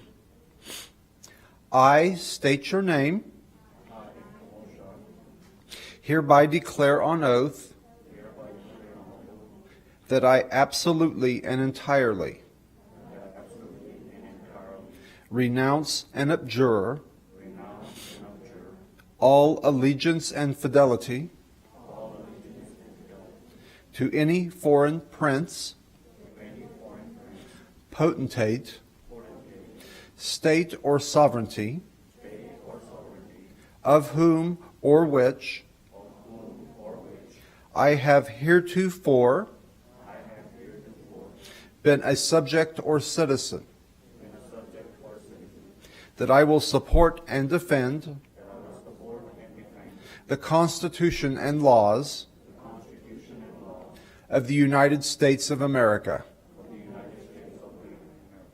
against all enemies, foreign and domestic, that I will bear true faith and allegiance to the same,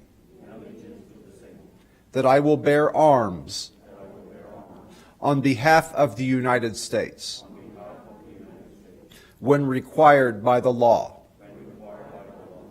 that I will perform non-combatant service in the armed forces of the United States when required by the law, that I will perform work of national importance under civilian direction when required by the law, and that I take this obligation freely without any mental reservation or purpose of evasion. So help me God. Thank you. All right, you can be seated. Congratulations to America's newest citizens.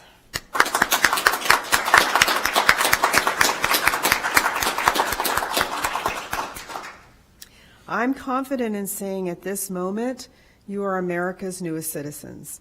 I'm sure there are other people being sworn in other parts of the country, but in this particular moment, we can probably say that with confidence. But the important thing is not how long you've been an American citizen, whether you've been an American citizen for 30 seconds or for many years, whether you are a first-generation American citizen or a sixth-generation American citizen, whether your family has come to the United States with you being the first, or whether your family has been here for hundreds or even thousands of years, it does not matter. We all have the same rights and responsibilities and privileges and burdens of citizenship, whether we are brand new citizens or whether we were born in this country or whether, we're here after generations of people that were born in this country. The oath that you took really speaks to responsibilities and burdens of citizenship, including perhaps military service, including giving non-combatant service when called upon to do that. But there are lots of other privileges and benefits and rights of American citizenship, as you know. One of the most important rights of American citizenship is the right to vote.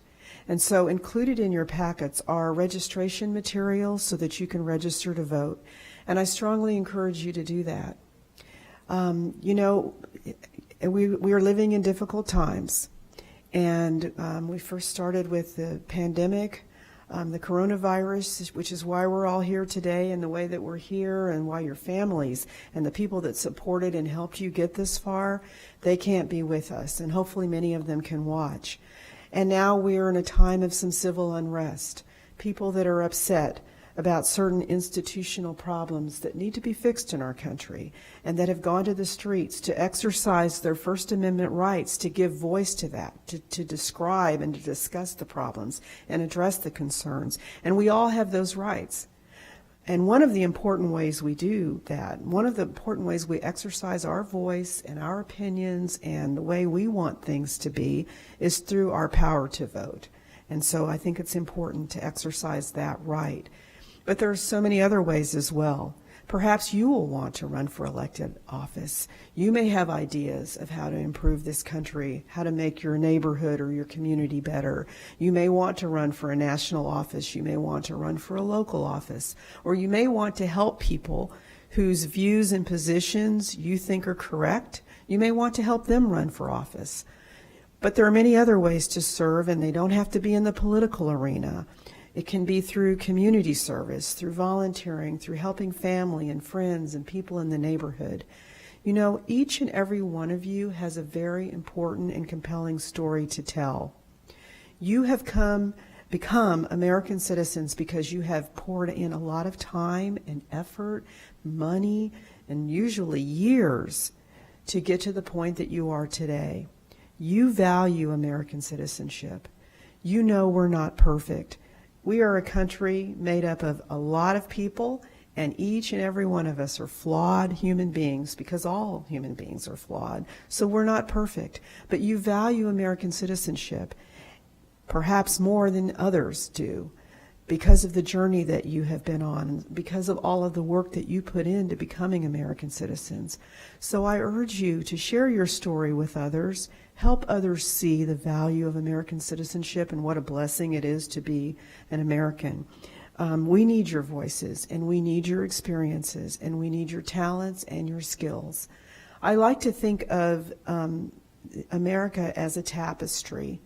with millions of little individual threads, each one of us being one of those threads. And every time we sew new threads into that tapestry, like we do with the 15 of you, the tapestry of America gets stronger.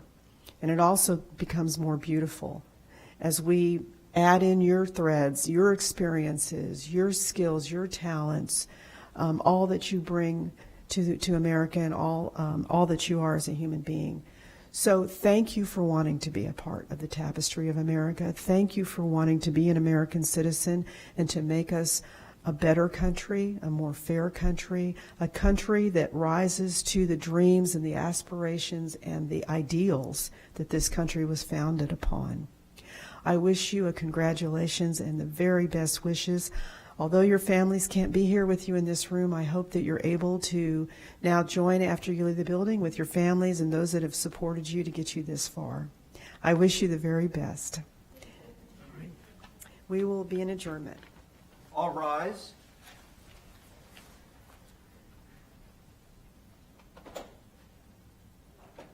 The court stands in recess. Thank you. Ladies and gentlemen, I'd like to offer my congratulations to each and every one of you. Look around your area to make sure that you have everything that you brought in and all the information that you've been supplied today. We will be exiting through the side door. Congratulations, everyone. Let's celebrate.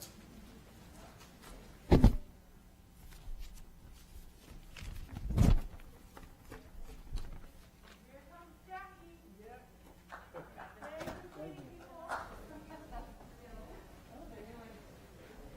Oh, are we out of my song?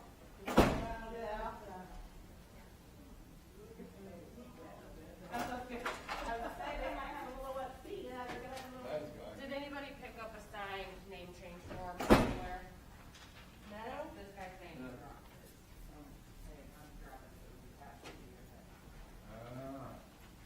Was he in here? Whatever.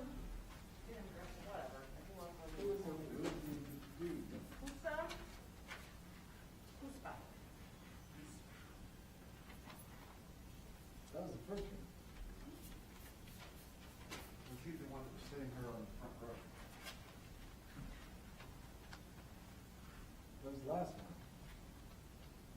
So it was the 9 I o'clock don't know, one. I don't know how it would come enough Ah. unless he undid it and then. Jeffrey, put it in your, okay. I hate. Well, I do have pockets of stuff that I just put my hands You in. make things harder for yourself, Jeff. You're like me. Well, I would wear those all the time if it weren't for this mask.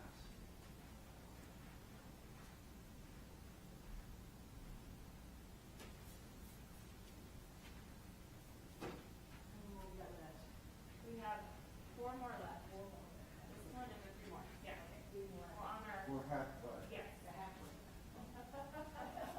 We're halfway there.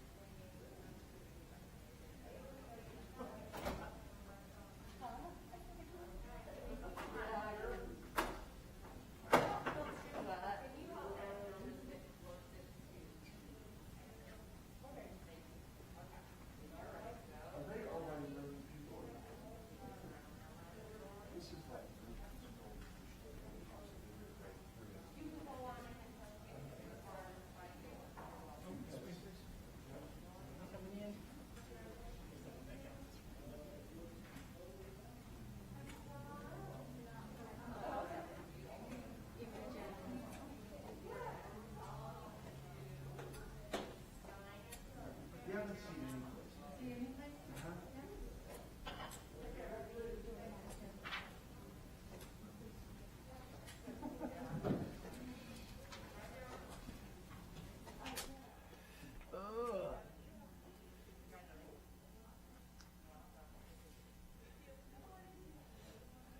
Anywhere you'd like to sit.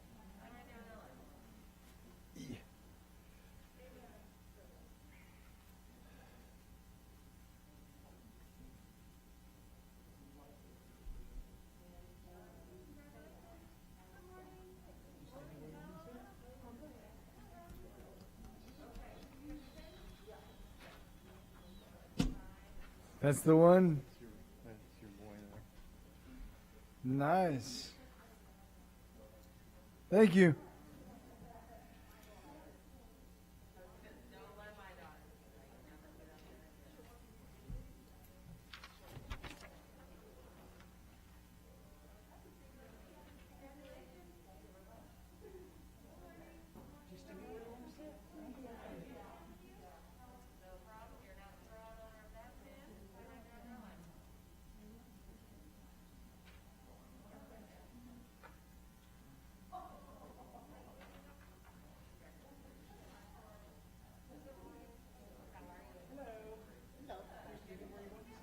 Any open chair?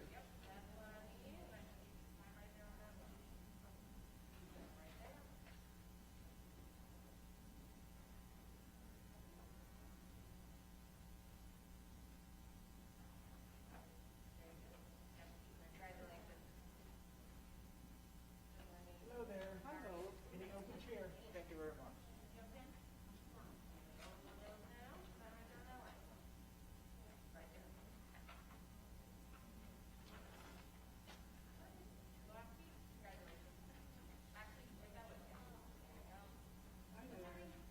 Just any open chair. Will be fine.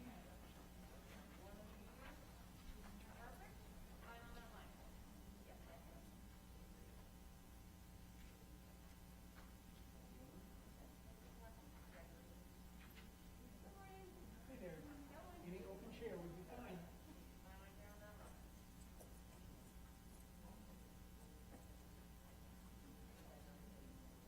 Hello.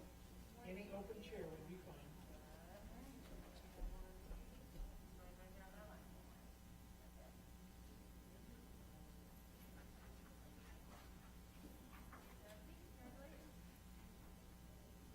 Thank you. Any open chair?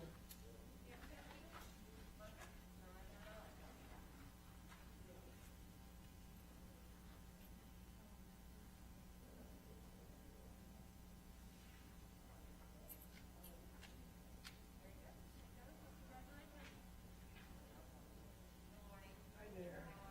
Any open chair would be fine.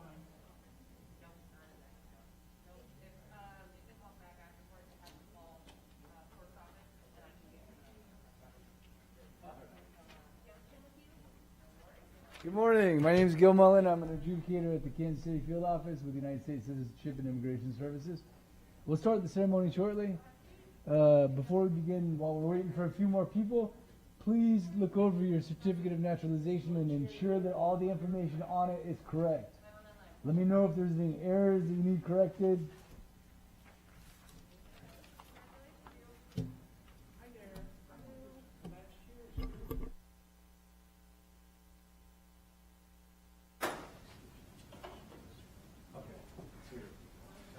I'll talk later. Thank you.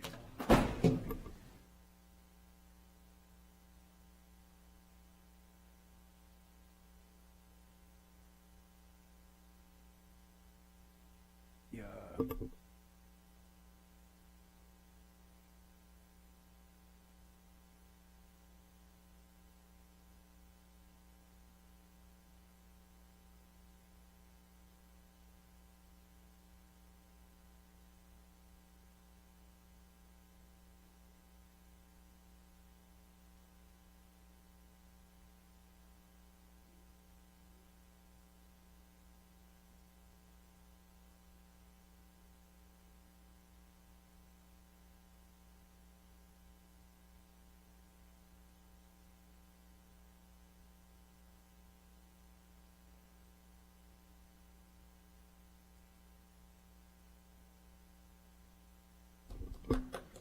Oh, thank you. Yeah. So, what we're gonna do is, we'll start court shortly, start the ceremony shortly. The judge will come in, and she'll introduce me, and I'll come up here, and what I'm gonna do is introduce all the new citizens. So, I will say your name, you will stand up, I will say the country from which you come from, and then you will sit back down. So we're gonna practice. We'll start with, also, if you change your name, I'll be calling you by your new name. And if I mispronounce your name, please don't worry, you'll still naturalize and become U.S. citizens. Monet Stowe Domingo Rost. Yeah, you'll stand, I'll say Philippines, and then you'll have a seat. Then we'll go, so we'll try that again, because that was terrible. I'm just kidding. Monet Stowe Domingo Rost. Philippines. You don't say anything. Okay. I'm sorry. But your third time's a charm. Okay. Monet Stowe Domingo Rost. Philippines. After I say Philippines, have a seat. Teresa Yosari Najera. Mexico. Daut Sung. Burma. So everyone get the idea? Sir? You get the idea? You following? Yeah, yeah. Okay. All right. I didn't know you looked distracted. All right. So after everyone is introduced, then the court clerk will administer the oath of allegiance. With the oath of allegiance, he'll ask you all stand, raise your right hand, and then he'll say it word like line by line. If you want to follow along, it's in your pamphlet under the oath of allegiance. Okay? So after the oath of allegiance is administered, the judge will say a few words, and then they'll conclude the ceremony. Now, some important things to be aware of is after the ceremony is over, you're all new naturalized U.S. citizens. With our agency, there's some things that are pertinent to you. After you become naturalized U.S. citizens, you can petition for alien relatives that are overseas. You can bring your parents. You can bring your spouse. You can bring your brothers and sisters or your children from overseas to join here, to come here as green card holders, as residents. Another important thing that has to do with USCIS is after today, if you have children in your household that are 18 or younger, they also become citizens today. What you're going to want to do is file an N-600, also found at www.uscis.gov, and you fill out that form, mail it in per the instructions. We'll send you a letter in the mail telling you a date and time to come to our field office in order to pick up the certificate of citizenship for your child. Your child will have to come there as well, depending, take the oath, depending on their age. Outside of United States citizenship and immigration services, you're going to have to do some other stuff with other federal government agencies after today. So, for example, you're going to have to go to the Social Security Administration and update your Social Security information to reflect that you're now U.S. citizens and no longer lawfully admitted permanent residents or green card holders. So, also, a lot of you have Social Security cards that say like DHS work authorized only. You're going to want to change that or update that so it doesn't say that. But that's through the Social Security Administration. You can look online, find out what their office is and hours, and go and address that. You will also need a U.S. passport in order to travel. Along with the paperwork that was on your seat is an application for U.S. passport. You're going to fill out the paperwork, you're going to get some photographs, passport photos, and you're going to put all that information together and along with your certificate of naturalization and mail it to wherever the Department of State wants it mailed. They'll send you your passport along with your certificate of naturalization back. If you have any questions regarding your passport, That's through the Department of State. And lastly, moving forward, if you want to participate in any local, state, or federal elections, you're going to have to register to vote. Unfortunately, we don't have anyone here that can assist you in that process, so you're going to have to go to your local election board and fill out paperwork and register to vote so you can participate in elections if you so choose. Does anyone have any questions about any of that information I put out? Clear as mud, right? Well, congratulations to all of you. We'll start court shortly. Or not so shortly. No, Those that have cell phones, if you would put them in the off position or vibrate so that they will not go off during the ceremony, it would be much appreciated. It'll probably be a few more minutes, so but just please stay here in your places, and as soon as we're able, we will get started.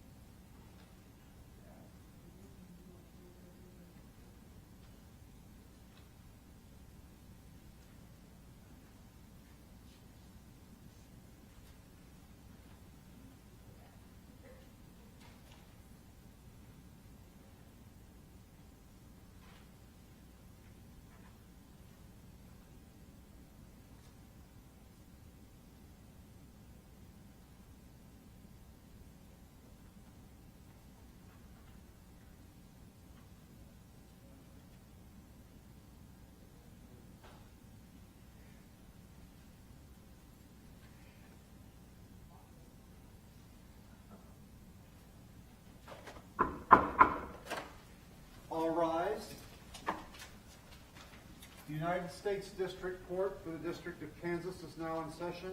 The Honorable Julie A. Robinson presiding. Be seated. My name is Julie Robinson, and I am the Chief Judge of this court of the United States District Court in Kansas. On behalf of all of the judges of our court who are in courthouses in Kansas City, Topeka, and Wichita, I'd like to welcome you to our courthouse and congratulate you on reaching this milestone in your life's journey. All right, so I am going to introduce to you now Gil Mullen, who is the Naturalization Examiner. May it please the court, Your Honor. Thank you. This morning, I would like to introduce 14 applicants for United States citizenship. They have met the formal requirements imposed by law for United States citizenship. Upon taking the oath of allegiance, each will have the rights, the privileges, and the responsibilities of United States citizenship. As I call your name, please stand and I will say the country from which you come from.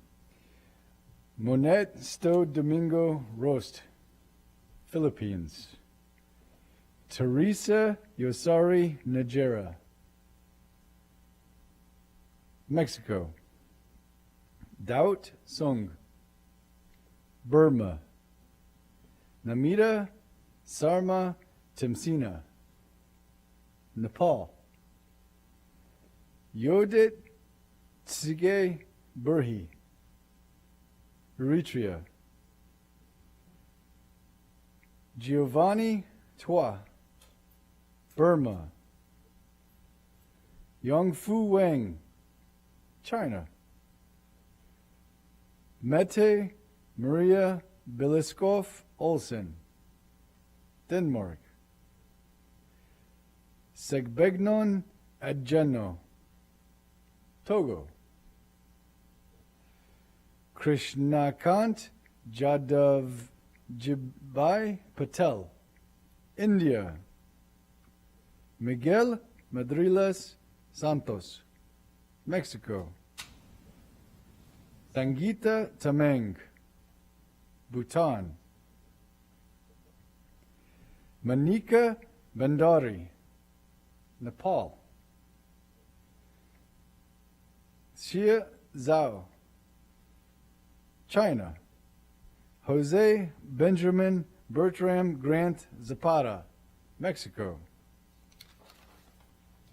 And this, Your Honor, is our class of applicants for this morning. At this time, the government moves that the oath of allegiance be administered to the prospective citizens of the United States and that all petitions for change of name be granted. I am honored and pleased to grant that motion. Thank you, Your Honor.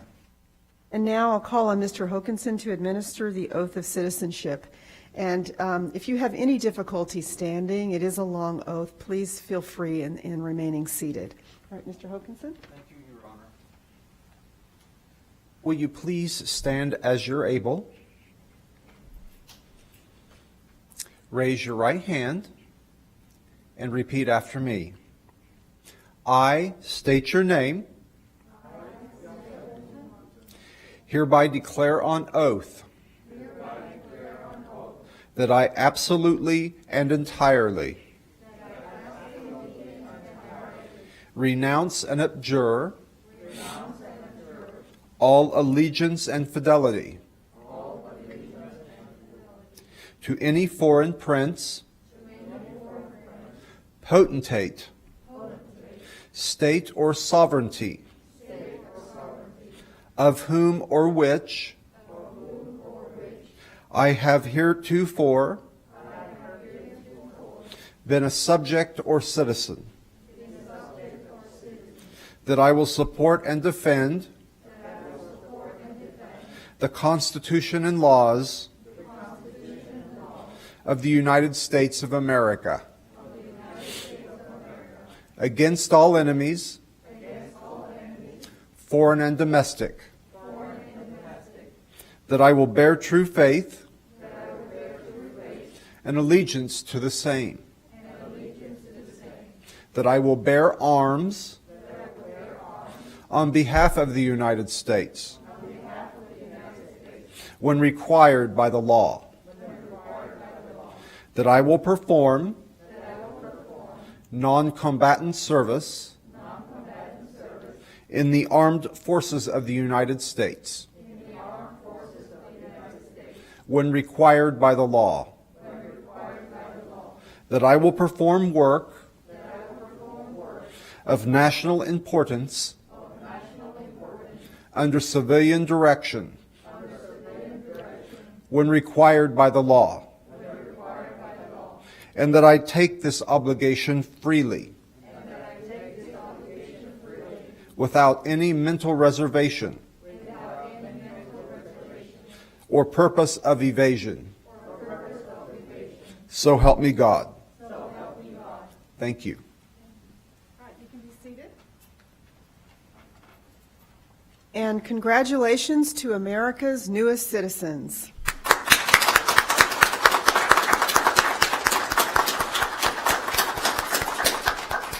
I see through the window there's some family members back there that can't come in, but they're applauding too. Well, I've called you America's newest citizens, and I'm confident in thinking that at this particular moment in time, you are America's newest citizens. I'm sure there will be more. In fact, here in this courthouse later this morning, we will be swearing in more new American citizens. But the importance is that whether you have been an American citizen for 30 seconds or 30 years, or whether your family has been here for 1 generation or 6 generations or longer, it does not matter.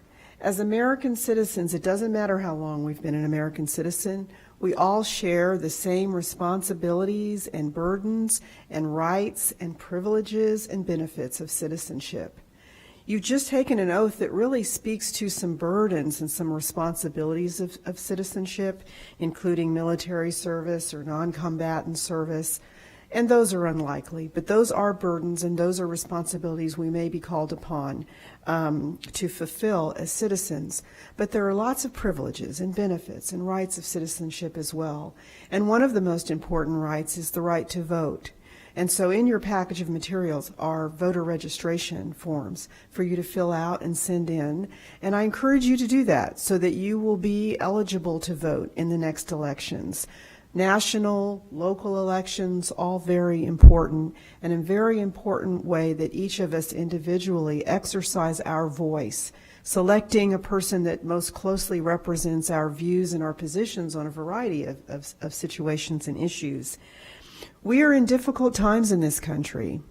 For the past several months, of course, we've been suffering under the pandemic, and that's why we're here today, just you, your family are watching from afar, but they can't be here, which is really unfortunate.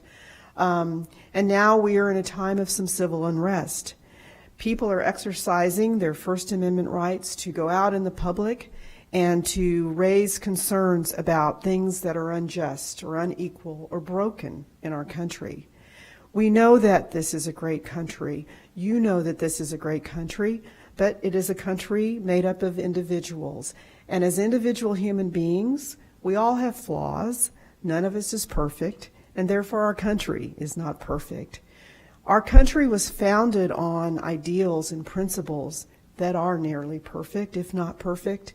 And together we have to work together to get closer and closer and closer to the ideals of our country, so that really is a country that is fair and equal for all, where everyone has an equal opportunity, where everyone's voice is heard and everyone is treated with respect. And in many ways we are that country, and in many ways we fall short. And so all of us as American citizens can do something about this. We can vote. You can run for elected office. You can help someone who's running for elected office whose positions you think are correct. You can help your community, your neighborhood, your town, your city, your state, the United States in a variety of ways, because you each uniquely have talents and skills and life experiences that bring benefit and are positive influences on our country as a whole. And that's the beauty of America, of embracing people who come and want to become citizens, who are willing to work as hard as each of you have worked to become American citizens. You have spent time, you have spent money, you have spent great effort. You have learned the history and the Constitution of the United States, and in every possible way, you have demonstrated how much you want to be an American citizen. Not everyone in this country values citizenship like you do. And for people that don't, they need to hear your voices. They need to hear your stories. They need to hear about the challenges and the struggles that you went through to come to these shores and to work towards citizenship. You have a lot to offer the United States in many ways, and in one of those ways is just through your voice and your story. I like to think of the United States of America as a tapestry, and each one of us is an individual thread. We're all different. We're diverse. We have different experiences. We've had different struggles, different pains, different successes. We have different talents and education and skills. And as we are sewn into the tapestry that we call America, we make the tapestry stronger and more beautiful every time we sew in an additional thread. So today we sew in 15 more beautiful threads into the tapestry that is America. I want to thank you for striving so hard and working so hard to become an American citizen. And I want to thank you for all that you've given already and all that you will continue to give, because our country is a better place. It's a place that's closer to its ideal because each of you have chosen to become an American citizen. I wish you the very best. I wish you good health through this pandemic. I wish you and your families a great day of celebration. Hopefully when you leave this building, you can do that with all of those people that have helped you get this far today. So I wish you the best and congratulations. We will be in adjournment. Sure. All rise.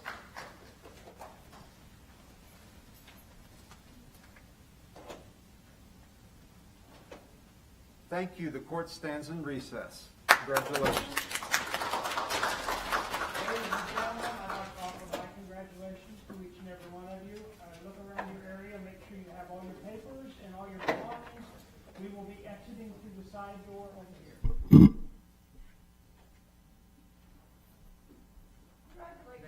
You're welcome, sir. Congratulations.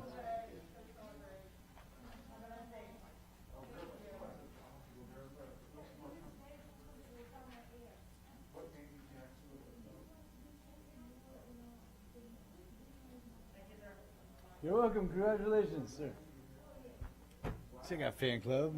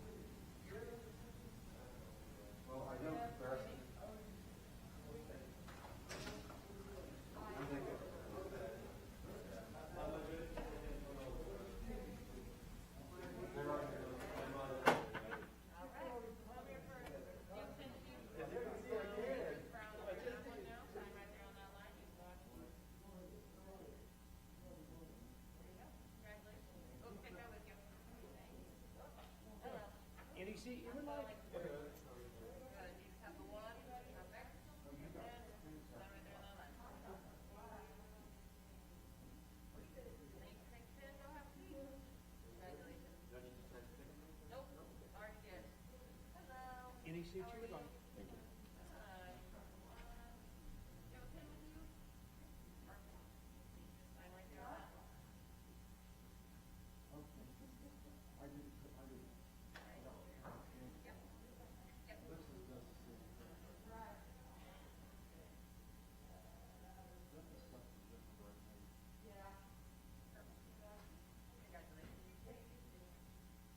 Hello.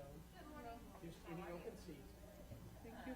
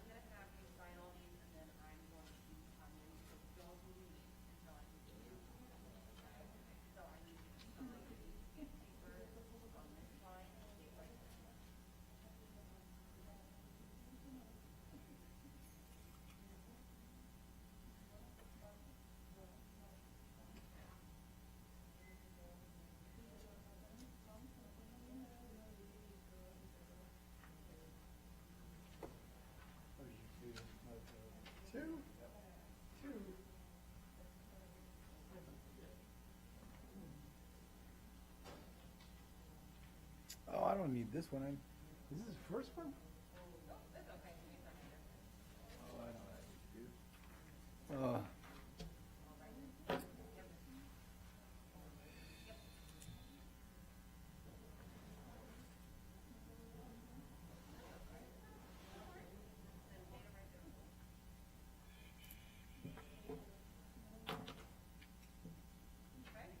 then remember to stay in there whenever it's over, and I'll come give you your copy. Okay, you're welcome. Congratulations. Good morning. How are you? Any open seats?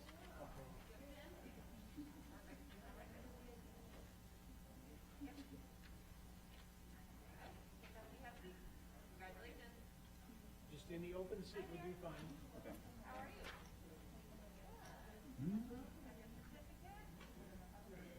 All I need to do is sign your name right on that line.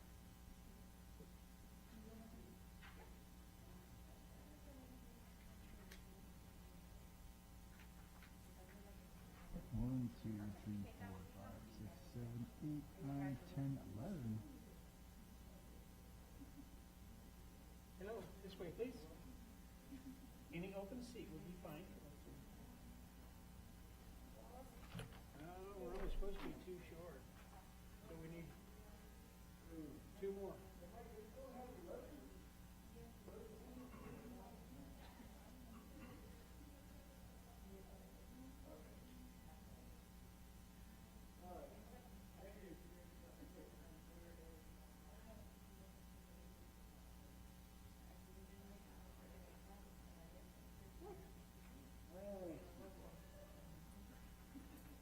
Okay. Is it still morning? Oh yeah. All right. Good morning. My name is Gil Mullen. I'm an adjudicator at the Kansas City Field Office. In a few minutes, we'll start the naturalization ceremony. So the judge will come in here, and then she'll call me up, and what I'll do, I'm going to get up here, and I'm going to introduce all of you.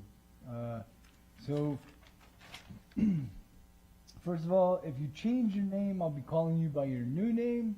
If I mispronounce your name or screwed up, don't worry. You'll still naturalize to become a U.S. citizen today.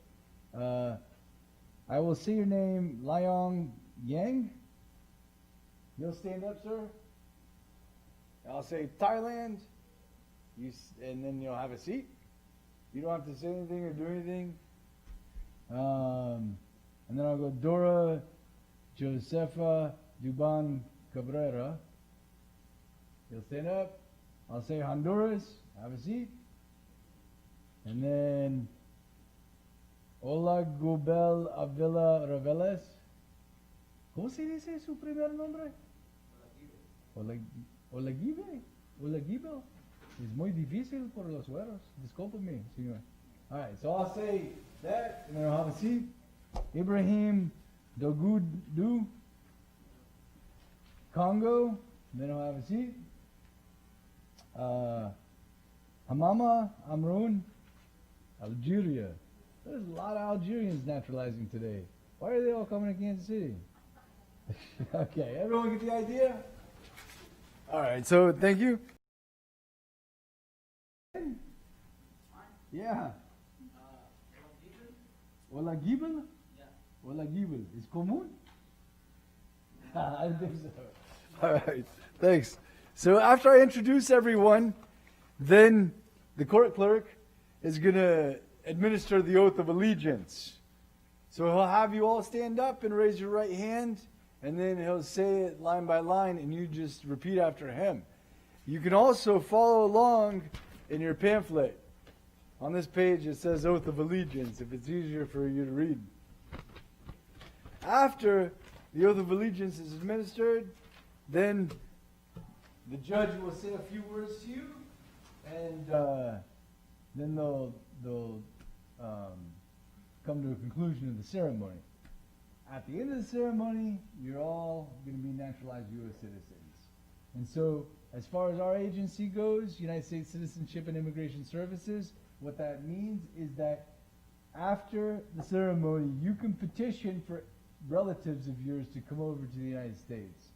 You can petition by filling out a form I-130, petition of alien relative, to bring your parents siblings, spouse, or children, you can bring them over. They'll counsel their process from whatever country they're living in and come here as green card holders. Another thing is, if you have children in your household that are under 18 that are green card holders, they become naturalized U.S. citizens today as well. But you will have to fill out an N600, which can be found at our website, uscis.gov. Fill it out, mail it to wherever it goes. You'll get a letter in the mail telling you the day and time to come by our field office to pick up your certificate of citizenship for your children.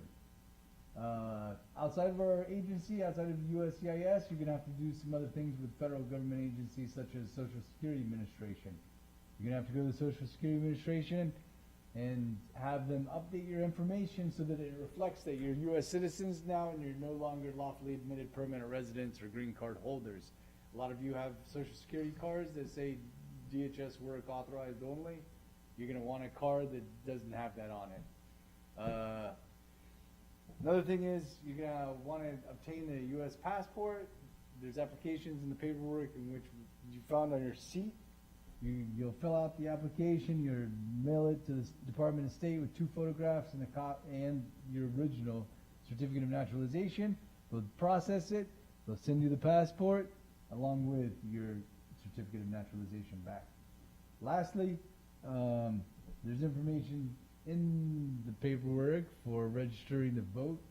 You can register to vote and participate if you choose so. There's a lot of voter apathy, but if you want to participate in local, state, or federal elections after today, you'll have to register to vote. Does anyone have any questions about those things?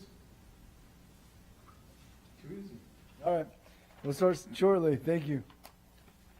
Those of you that may have cell phones with you, if you would please either shut them off or put them on silent or vibrate so they will not go off during the ceremony, would be greatly appreciated. Thank you.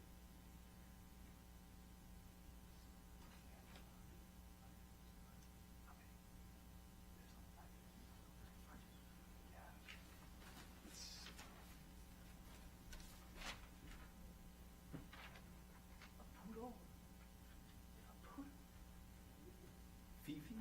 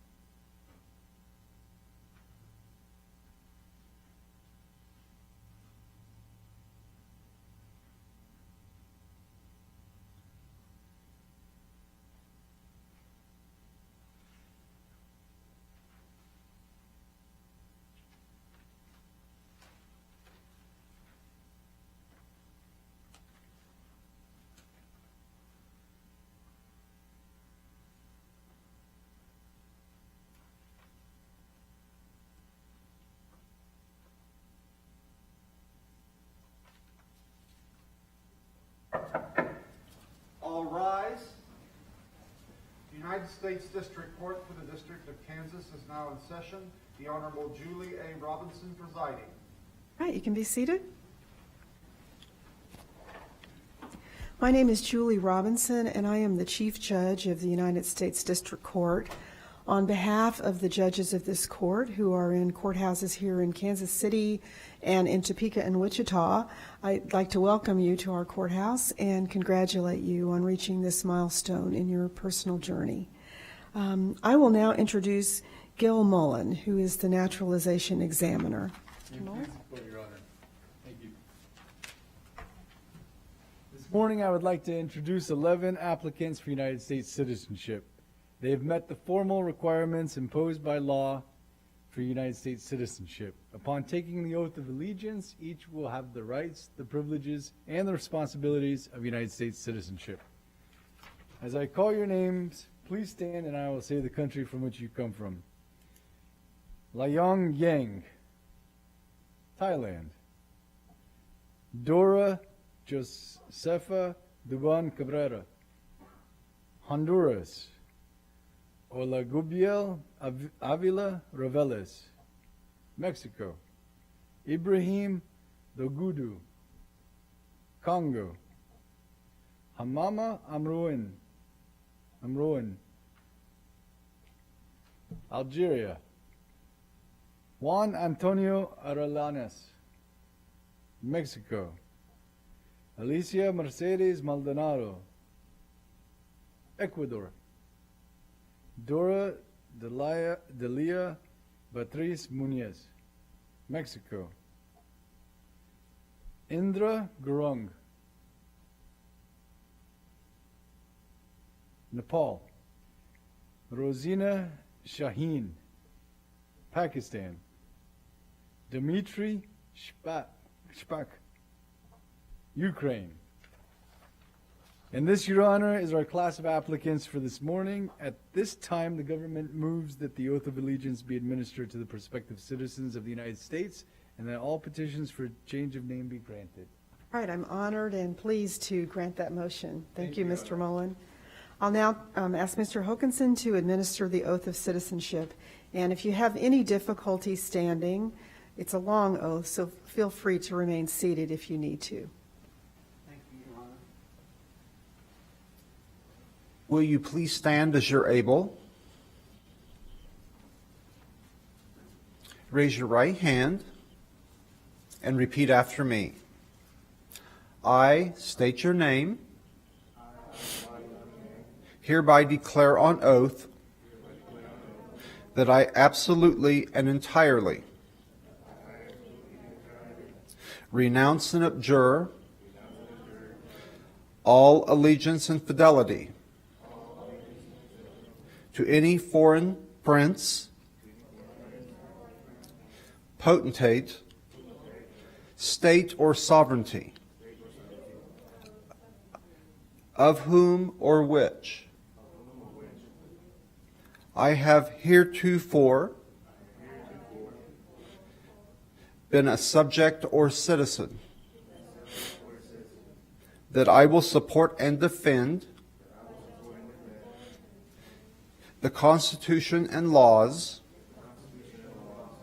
of the United States of America against all enemies, foreign and domestic, that I will bear true faith and allegiance to the same, that I will bear arms on behalf of the United States when required by the law, that I will perform non-combatant service in the armed forces of the United States when required by the law, that I will perform work of national importance under civilian direction when required by the law, and that I take this obligation freely without any mental reservation or purpose of evasion. So help me God. Thank you. And congratulations to America's newest citizens.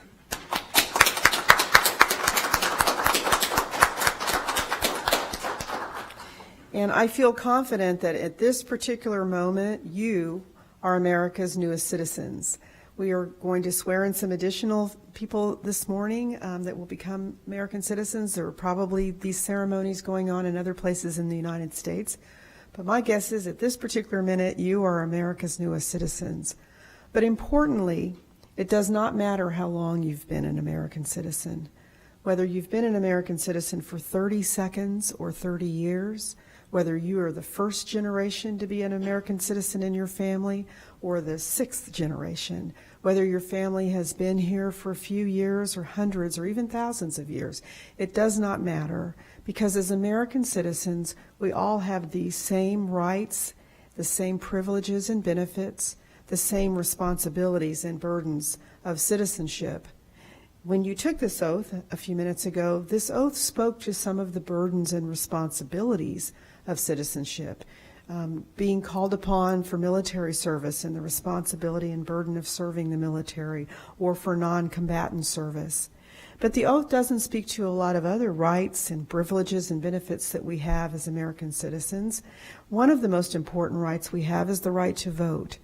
So included in your packet is a voter registration application, and I strongly encourage you to fill that out and send it in so that you will be eligible to vote in the next round of elections, national, state, and local elections, all of which are important, so that you will have a voice in your own communities, your own state, and in the United States, a voice in the election process.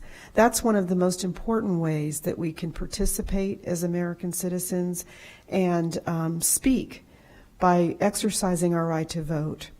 As you know, we're in a time where people are exercising their First Amendment rights to go into the public and speak in protest of certain injustices or certain things that may be broken or wrong with our system. And that is an important right as well under the First Amendment that we all have. But don't forget that voting is a way of speaking too. And so I urge you to register to vote, but to also speak and be involved and participate in making this a better country in all of the ways that can happen. Perhaps you want to run for elected office. Perhaps you want to help someone run for elective office who has the same views and the same positions that you have on important issues.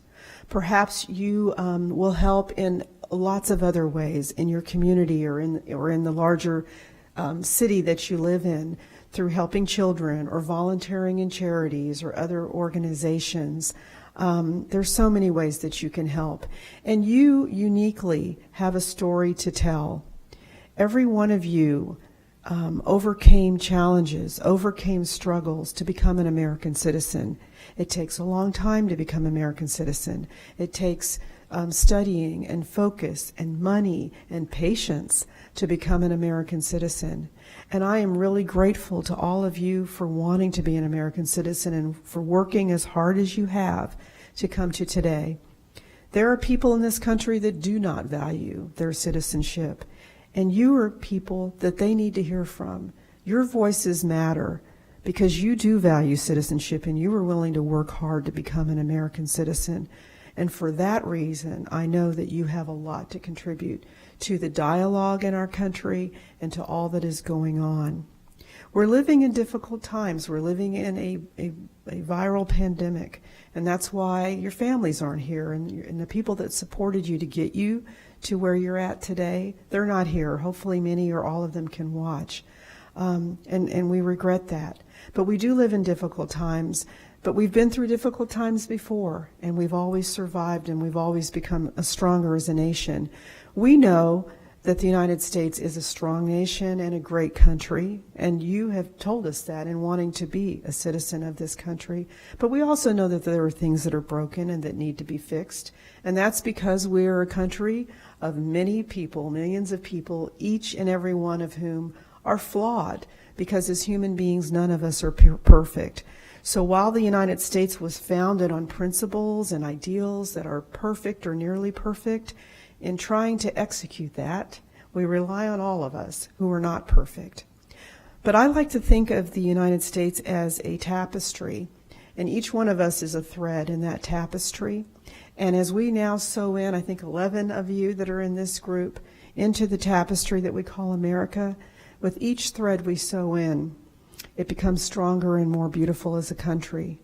All of you have life experiences and talents and skills and education and interests that we need you to contribute to the community at large, and in that way make us a stronger and a better nation, and a nation that looks closer and closer to the ideals that the country was founded upon. I hope that you're able to celebrate this milestone in your life today with your family, although they can't be here with you in the courthouse. And I wish you good health, and I wish you the best. And thank you again for making all of the efforts that you've made to become an American citizen. We are blessed as a nation to have you. We will be in recess. All rise.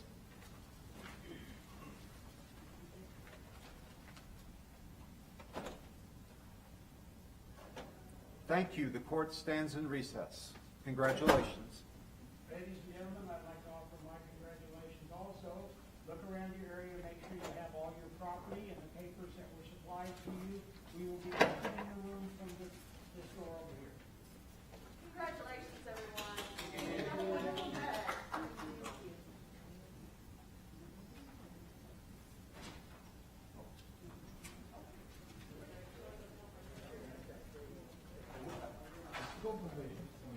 I have a situation right now. My wife's dad is kind of sick, like cancer and all that. So I was wondering if I will be able to actually travel out of the U.S. without a passport to Ghana. It's not a good idea, but you can go to some of these places have cities where you can get a passport in one day, like maybe Detroit. There's U.S. passport offices. The other thing is, are you driving or Yeah. flying? Driving. Driving? Yeah. Talk to customs before you leave. Okay. You know? Yeah. La aduana. All right. Yeah. Los azules. No los verdes. The customs. La aduana. Aduana, but which one? Customs. So there's En la portada de entrada. okay. The port of entry. Well, you're talking about the American side, right? Yeah, all right, Okay. our guys, and say, hey, look, I have a family emergency. I'm gonna go to Mexico. I need to go to Mexico to see, you know, my suegra or whatever. And then on the way back, you'd say, hey, I don't have a passport yet. I just naturalized to become a U.S. citizen. Is there gonna be any trouble? Any problems? Take your certificate with you. Take it with you. Thing is, customs, our customs, they cannot deny a U.S. citizen entry into the States. You know what I mean? I used to work for La Pinche Negra in New Mexico, right? Oh, the why it takes names? Un poquito. We used to work for it. There was a lot of times Americans would leave, go across the border to get medication, goods, tenants, whatever, and then just use a driver's license. And of course they're able to come back. They're not using a passport. So they can't deny you. You can't say, hey, you can't come back. You know, where's your ¿Dónde está su hijo, güey? You know, they can't say anything like that. So take that with you and just be safe. But talk to them before you leave. Okay. And say, just stop by and say, hey, look, I just naturalized to become a U.S. citizen. Here's my certificate of citizenship. I haven't had a chance to get a passport. You know, explain the situation. Am I going to have any trouble returning? Okay. You know? Yeah. Buena suerte. Appreciate it. Gracias. You're welcome. Felicidades.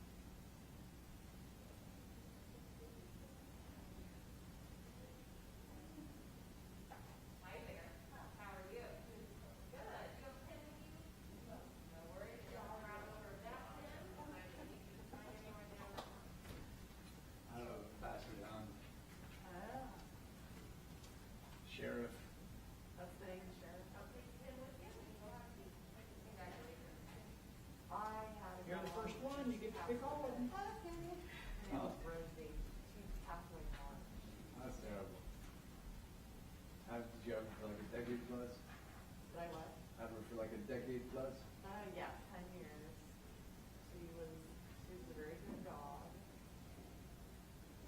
But I don't want another dog. Too emotional? Or too hard? It's just, Emotional after that? yeah, well, that too, but, no, it's just too much hair. How? And, yeah, they don't shed. No, I think so. Yeah, so, I'm selfish.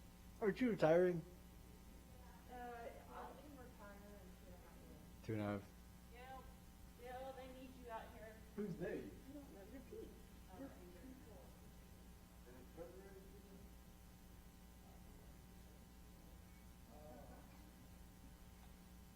Is that your family? Yes. Oh,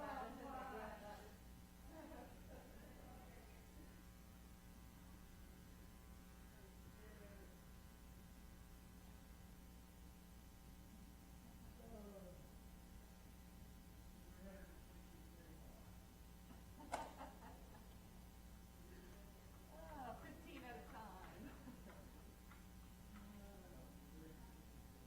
Oh, 300. Oh, that's okay. Okay. Yeah, well, I can retire, January, the end of January, 2023. It's like a retirement. Yeah.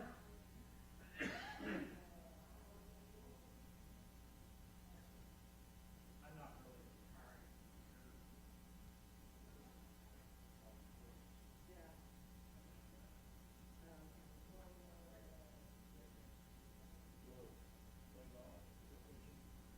Sounds great.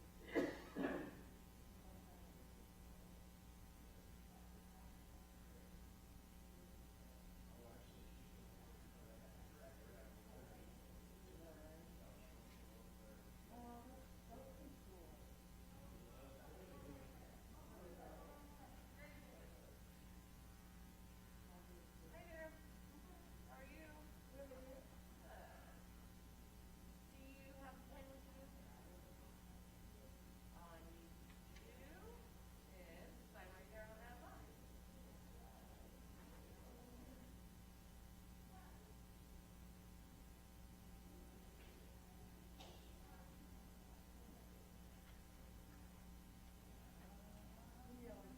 You take that with you, have a seat.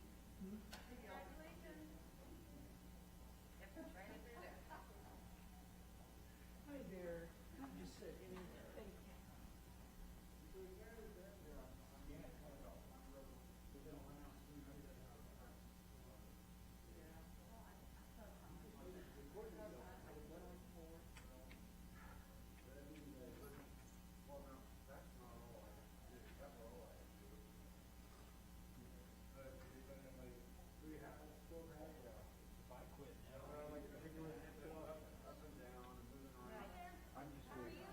I'll tell you,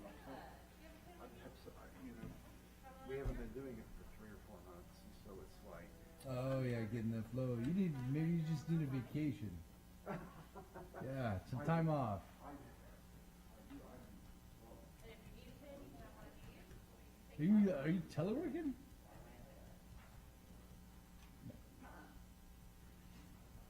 Yeah, you need to, yeah, you definitely. You can go and have a seat. Congratulations. I have been. Oh, take that pen with you. Oh, thank you. Hi there. Any seat you would like. Okay. Try to keep the office. You see, like I didn't want to tell her. Hi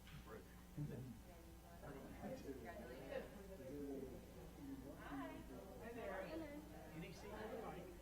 Sign right there on that line. There you go.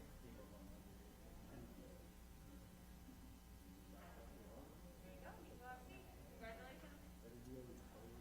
Any seat. These things open.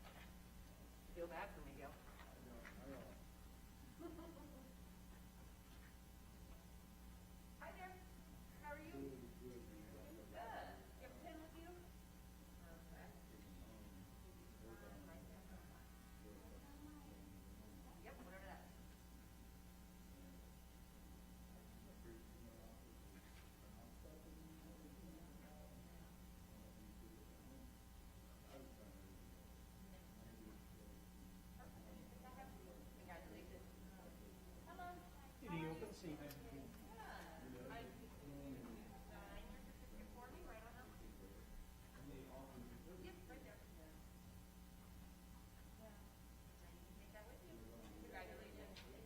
Hi there. How are you? Any open seats?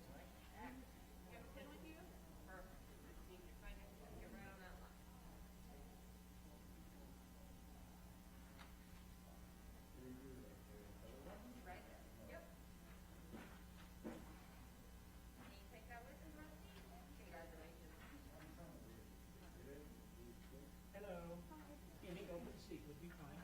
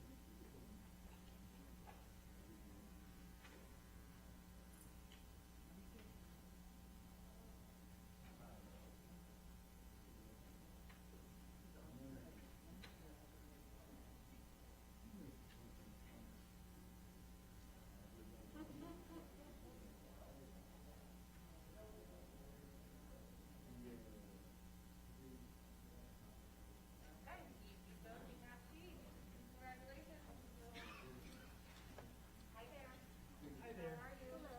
Any open seat would be fine.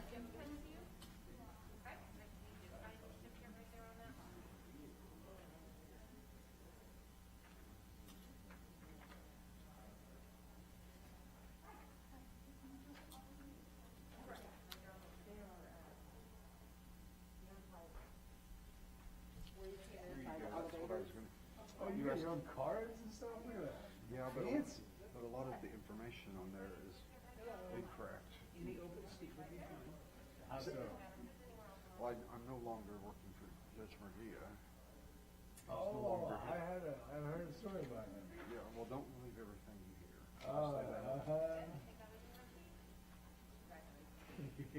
All I know is, I know, Any open seat? you've got a wall about like mine. Because except I don't have, I like using bifolds, but, I don't, but I did find though, having black, now yours might be recognized as red, but you know Any what, open seat? mine, the numbers on there are all correct. My name is correct on there. So Okay, thank you. But, no,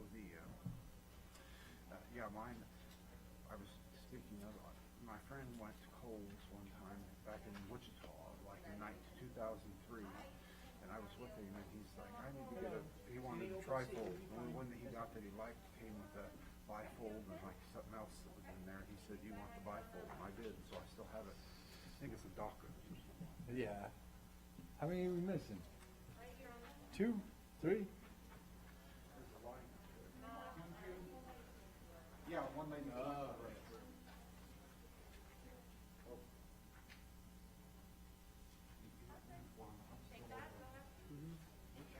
Peterson. My real name is Mary. Any open seat would be fine.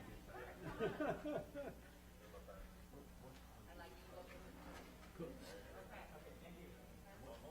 Run guard.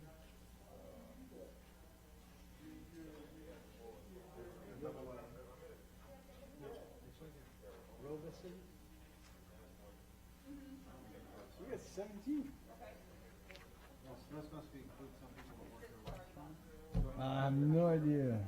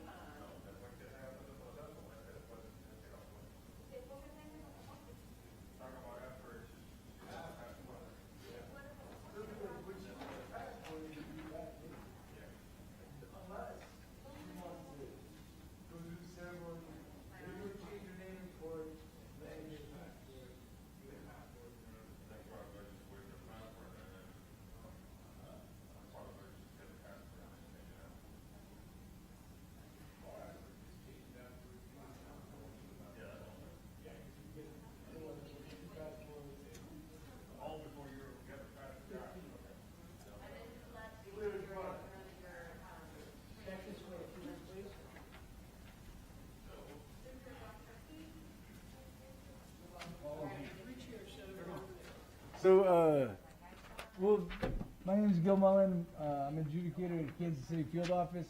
We'll start this shortly. While we're waiting for everyone to come, please take a look at your certificate of naturalization and ensure that all the information is correct. There's no errors. Let me know if there's something wrong, please, and we'll see about getting it corrected. You translated for both? You should sit in the middle. Oh, okay. Just figured it'd be easier. Oh, that's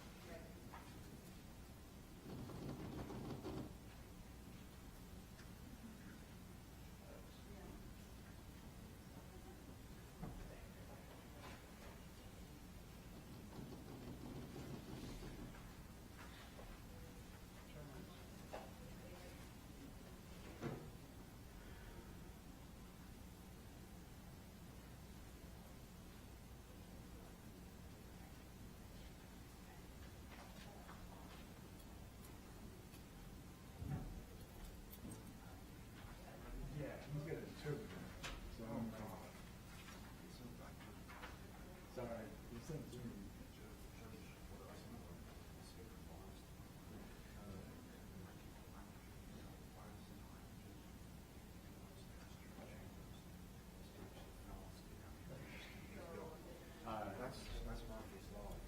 Right. Sure. So, shortly we'll begin the naturalization ceremony. What's going to happen is the judge will come in here. She'll introduce me to the court. I'll stand up and I'll introduce all of you. So what I'm going to be doing is I'm going to say your full name. You're going to stand up. I'll say the country from which you come from, and then you'll sit back down. So in order to practice, we'll go Ian Matthew Ubanan Bullock. Yeah, just all you. I'm going to say your name. How do you say your Ubanan? Ubanan Bullock. Stand up. I'll say Philippines. You sit back down. Then I'll go Monica Rivera Martinez. All right, you're going to stand up. I'm going to say Mexico. I'm going to say Mexico. You don't have to say anything. All right? You just stand up. I'll say Mexico. You sit back down. Glen Ray de la Pina Villamor. Philippines. And then he's going to have a seat. Diana Leticia Smith Martinez. Mexico. Everyone get the idea? All right. Sweet. So after I introduce everyone, the court clerks are going to administer the oath of allegiance. You're all going to stand up, raise your right hand, and repeat after him. If you want to follow it, it's in your program, Oath of Allegiance, if you also want to read it. Following the Oath of Allegiance, the judge will say a few words, then conclude the court. After today, a few things to keep in mind. As naturalized U.S. citizens, you can petition for alien relatives to come over to the United States as residents or green card holders.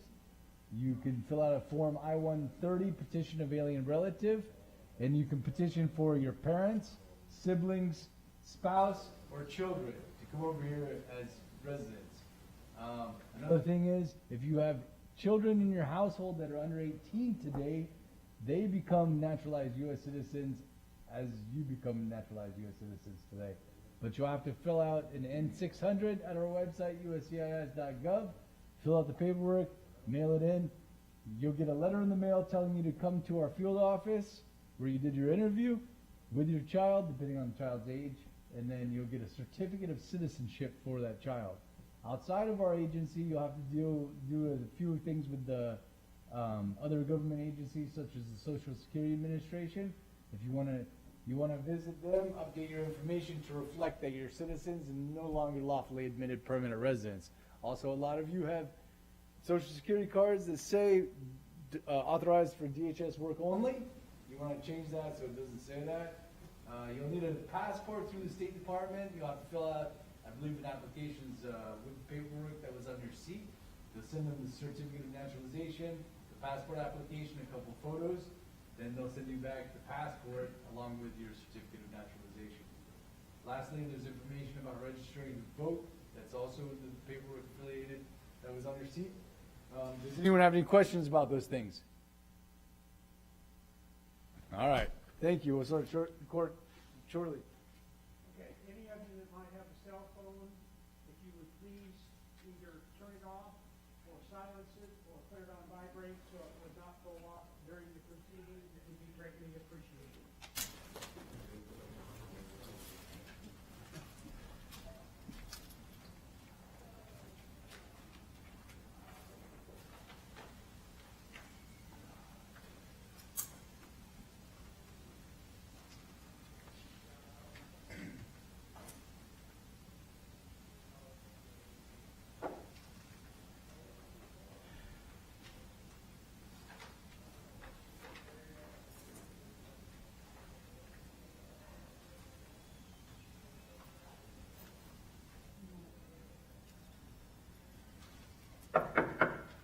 All rise.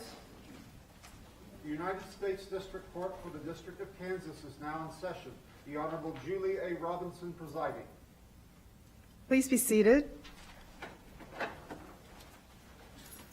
My name is Julie Robinson, and I am the Chief Judge of the United States District Court for the District of Kansas.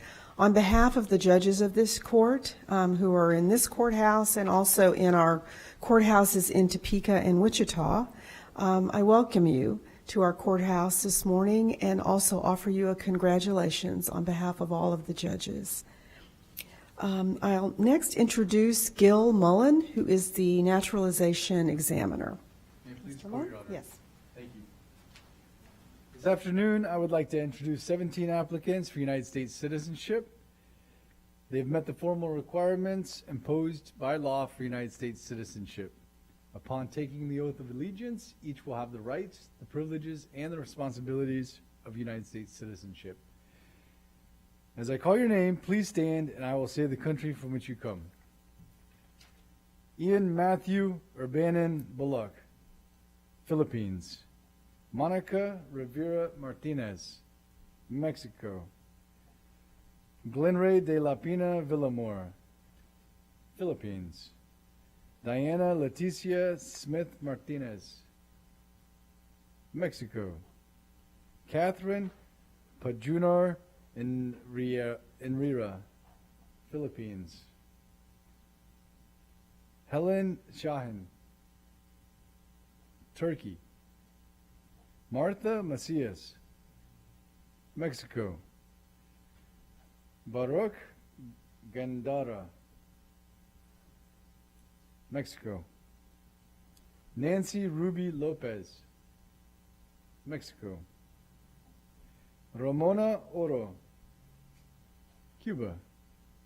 Furman Ramon Ora Faria, Cuba. Reina Lucia Lin, Nicaragua. Ana Maria Esubio, Dominican Republic. Jean-Faye Estan Villamor, Philippines. Carla Caroline Orenlana Garcia, Guatemala. Sonia Morales Ayala, El Salvador. Jenilyn Grace Torres Wall, Philippines. And this, Your Honor, is our class of applicants for this afternoon. At this time, the government moves that the oath of allegiance be administered to the prospective citizens of the United States and that all petitions for change of name be granted. Right, it's my honor and pleasure to grant the motion. Thank you, Mr. Mullen. I will now call on Mr. Hokanson, who will administer the oath of citizenship. Thank you, Your Honor. I ask that those who are able please rise.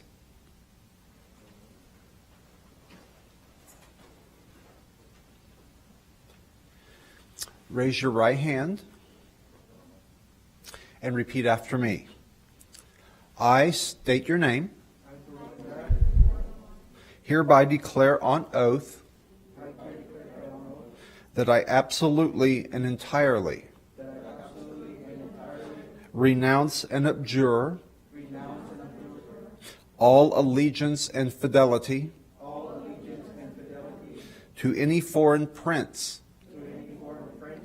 potentate, state or sovereignty, of whom or which I have heretofore been a subject or citizen,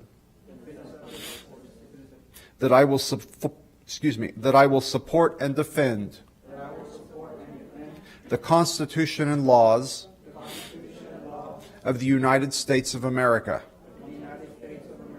against all enemies, foreign and domestic, that I will bear true faith and allegiance to the same, that I will bear arms on behalf of the United States when required by the law, that I will perform non-combatant service in the armed forces of the United States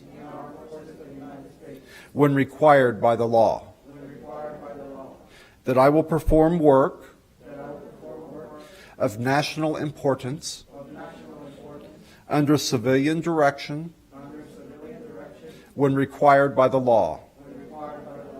And I take this obligation freely, without any mental reservation or purpose of evasion. So help me God. Thank you. You can be seated. And first, I'd like to say congratulations to America's newest citizens.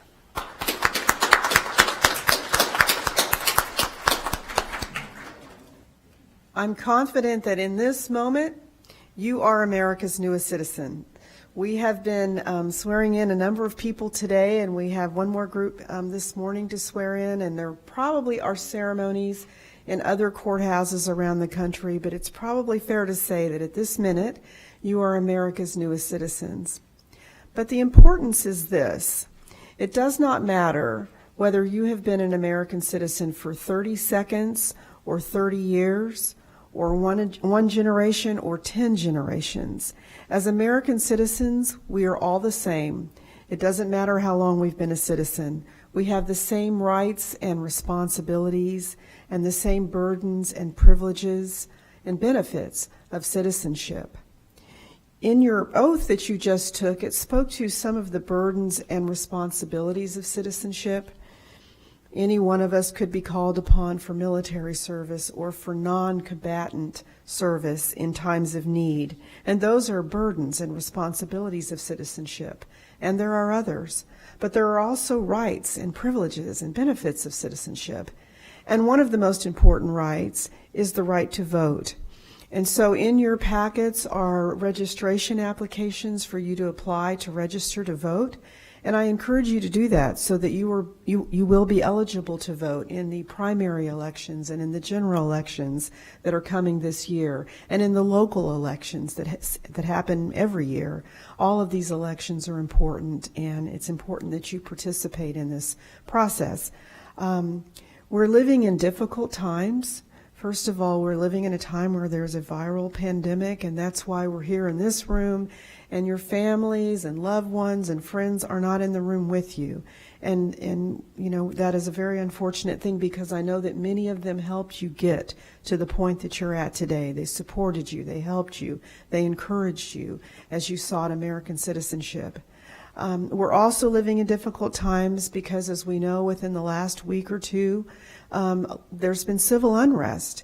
People exercising their First Amendment rights to go into the public and to express their concerns and their frustration and even their anger about conditions, about injustices, about problems in our institutions.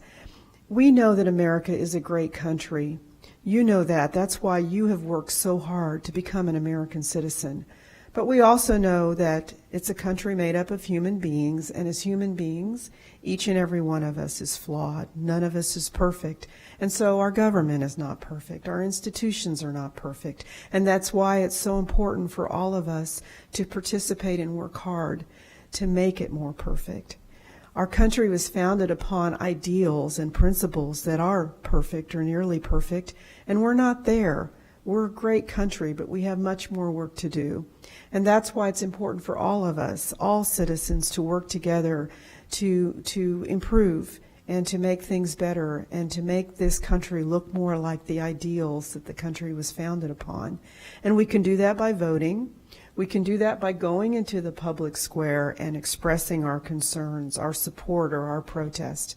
But we can do it in lots of other ways as well. We can run for elected office, and some of you may want to do that. Or you may want to support and help someone else run for public office whose positions and ideas are close to the positions and ideas that you have on how to make the community and the neighborhood and the country a better place. You can volunteer, you can work in organizations, you can mentor children. And each one of you has a unique and compelling story that needs to be told. You have worked hard to become an American citizen. It took time and lots of patience. It took educating yourselves. It took a lot of work to become American citizens. You value American citizenship in ways that some people do not. And people that do not value American citizenship need to hear voices such as yours to talk about how hard you work for becoming an American citizen and why that was so important to you. Each of you brings a life story and experiences that will make this country better. I like to think of our country as a tapestry with millions and millions of threads sewn in, each one of us being one of those little threads.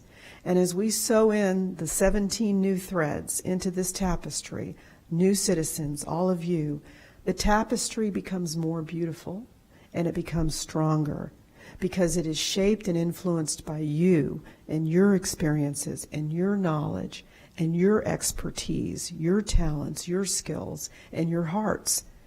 And so that's why I am incredibly thankful to each one of you for doing all of the work that you did to become American citizens. I know our country is better today because all of you have joined us in citizenship. I wish you all the best of health. I hope that you're now able to celebrate when you leave this place, to celebrate with your family and friends who couldn't join you in this room. And again, thank you. Thank you for striving and working so hard to get to this milestone in your personal journey. I know you've done a lot of great things, and I know you will continue to make the United States of America all that it was meant and designed to be. So I thank you, and we will adjourn court. All rise.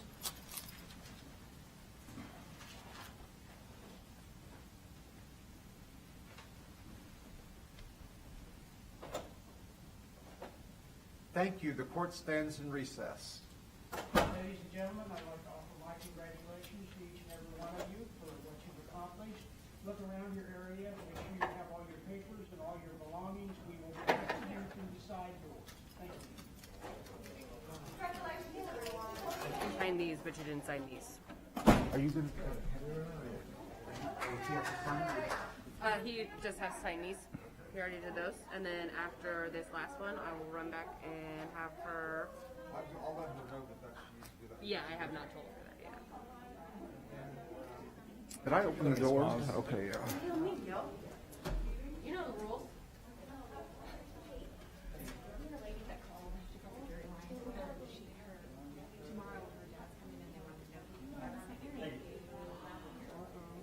They wanted to know if, we had a wheelchair in, so I saw that we did. And so Marlon called her back and said, we do have a wheelchair. And I said, find out what time they're gonna come and we'll have it out there. He said, they're supposed to come at noon tomorrow, but they said they're coming at 10:30 or 10:45. And I said, no, they're not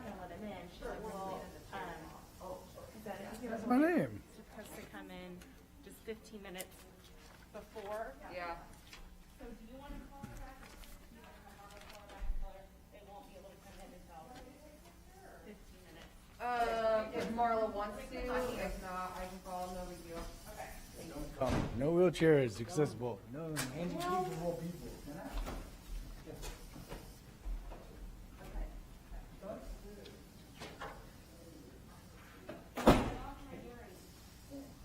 You're welcome. Come here. Come here. Can I? Yes.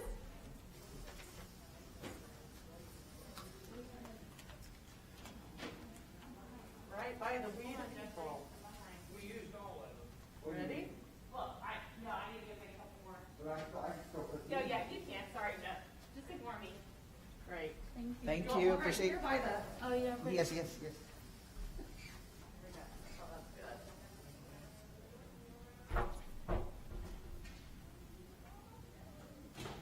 Okay. Thank You're you. welcome. Appreciate it. You're welcome, no problem.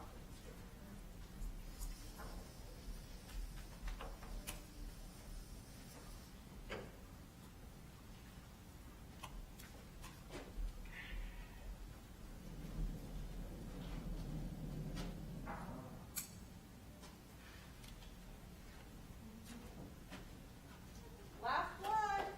Okay, I'm gonna go. Yeah. You're downstairs. Yes. I'm gonna make mail. No. Yeah.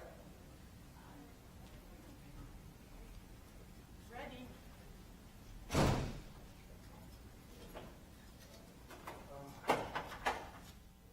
You're number one. You get number one. Chair you want. Oh, my.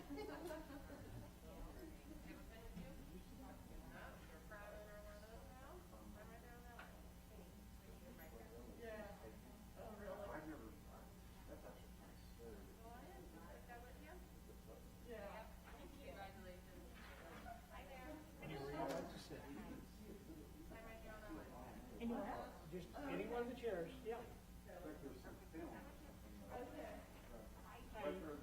Anywhere you'd like to sit. Okay. Yeah.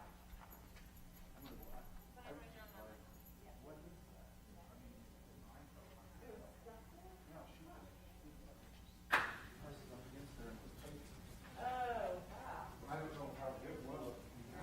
Why do that when you have a live? I know. Hi there, just any seat you like. Thank you.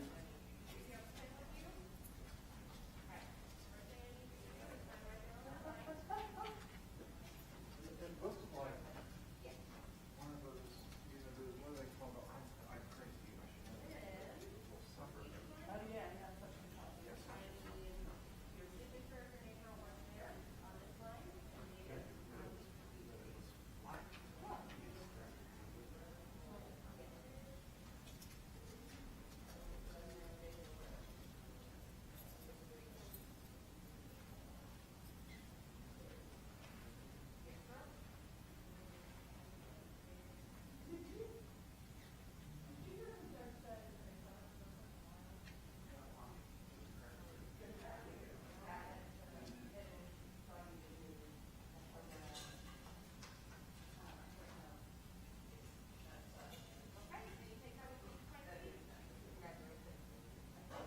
Hi there. Any open seat would be fine.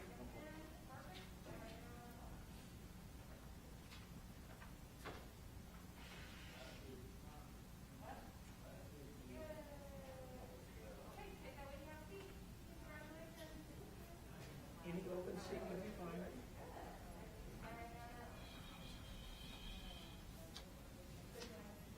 Last but not least. You're not coming back? Huh? You're not coming back tomorrow? Tomorrow I go to Casey Mo. And I'll be back Monday. Yep. I was scheduled to do a 500 person one at JCCC Hi there, come on in. Just pick a chair that's empty. on the 8th of April. They had one slated for 500. Hello, ma'am. Come on in. Just pick a chair. Is this thing on?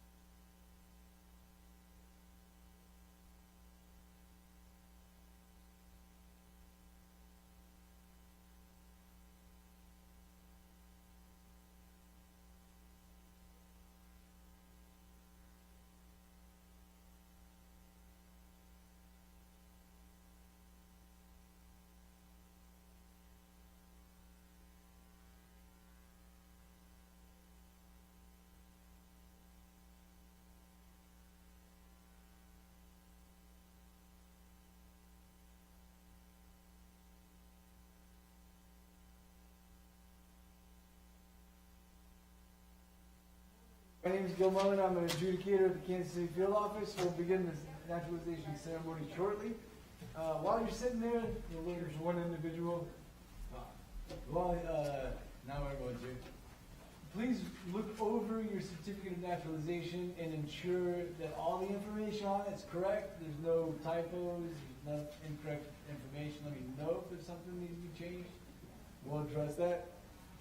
So what's going to happen is they're going to start court. Judge will come in. She's going to introduce me. I'm going to stand up here, and I'm going to introduce all of you. I'm going to say your full name. You're going to stand up. I'm going to say the country from which you come from, and then you're going to sit back down, then I'll go through the next one. So we'll practice. Laura Teresa Laurent. I am from Costa Rica. You don't say anything, ma'am. You just stand up. I'm going to say Costa Rica. You sit back down. So we'll try that again. Okay. Is it Laura? Yeah. Laura Teresa Lawrence? Okay. Costa Rica. After I say Costa Rica, have a seat, please. Then we'll go Dallas Natalie Perez Escalante. Mexico. And then you'll have a seat. And then we'll go David Monroy. El Salvador. Then we'll have a seat. Wasana Kucharo Nthawan. That's tough. I'm not gonna lie. Well, of course you didn't make it sound easy. Yeah. Say again, man, please. It's Kucharo Tawan. Kucharo Tawan, Sawadee. Alright. And then I'll say Thailand, and then you have a seat. Okay. Does everyone understand how that's gonna work? So, after everyone's been introduced, the court clerk here, he's gonna administer the oath of allegiance. You're all gonna stand up, you're gonna raise your right hand, and then he'll say the oath of allegiance line by line. You can also follow in your program under United States Oath of Allegiance. After the oath of allegiance is complete, the judge shall say a few words, and then the ceremony will be concluded. After the ceremony, you're all going to be naturalized U.S. citizens. Some information to put out real quick. As far as our government agency goes, and you go, after today, you can petition alien relatives by filing a Form I-130. Petition for alien relatives. You can bring over your parents, siblings, children, spouse from overseas. You can bring them over here as green card holders, lawfully admitted permanent residents. Another thing you can do is for those individuals today in this room that have children that are under 18 that are lawfully admitted permanent resident or green card holders, those individuals will now be U.S. citizens. You'll have to fill out a Form N600 that can also be found at uscis.gov. Mail it in, follow the instructions. What will happen is you'll get a letter in the mail telling you the date and time to come to the Kansas City field office with your child to pick up the certificate of citizenship for that child. Outside of the United States Citizenship and Immigration Services, you're going to have to do some things with some other government agencies. For example, you're going to have to go to the Social Security Administration and have them update your information to reflect that you're now a U.S. citizen and no longer lawfully admitted permanent resident or green card holder. A lot of you have Social Security cards that say authorized for DHS work only. You probably want that changed, so it doesn't say that. You'll go in your paperwork that was on your chair, there's application for U.S. passport. You're going to have to obtain a U.S. passport in order to return to the United States and provide, if you decided to go abroad. Fill out the application, get some passport photos, and you'll submit your certificate of naturalization along with the application. You'll get the passport in the mail along with your certificate of naturalization. Let's see. And then lastly, there's information in your paperwork as well. If you decide you want to participate in the electoral process in the United States and register to vote, so you can vote in local, state, and federal elections. Does anyone have any questions about this information? Yes, sir. If you have global entry, do you have to now refresh your passport with the U.S. passport? I have no idea. I've never had global entry. Yeah. You do? Yeah, now you have U.S. citizenship, the number changes. Oh, so you still use it? All right. There you go. Does it help? If you have global access, so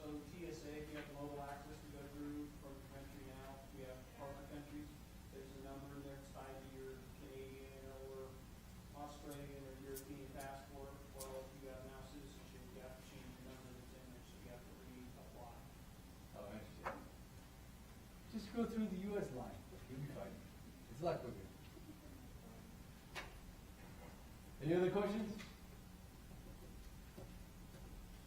All right, we'll start shortly. Thank you. Those of you that have cell phones, if you would either shut them off or silence them so they would not go off during the ceremony, it would be greatly appreciated.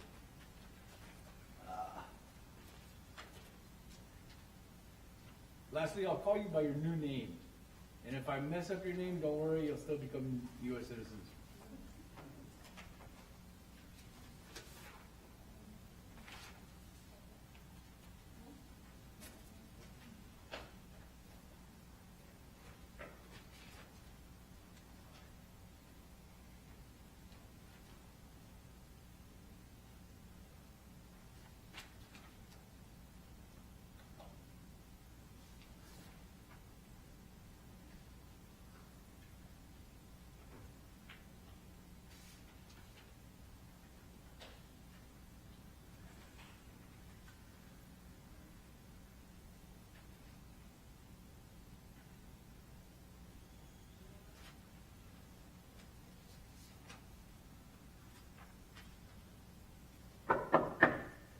All rise.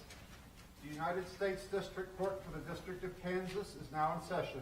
The Honorable Julie A. Robinson presiding. All right, you can be seated. My name is Julie Robinson, and I am the Chief Judge of the United States District Court here in Kansas. On behalf of the judges of my court, we are located here in Kansas City as well as in Topeka and Wichita, our federal courthouses. On behalf of the judges of this court, I want to welcome you to our courthouse and also offer you our congratulations on you reaching this very important milestone in your personal journey. I will now introduce Gil Mullen. Mr. Mullen is the naturalization examiner. May it please the court, Your Honor. Thank you. This afternoon, I would like to introduce 13 applicants for United States citizenship.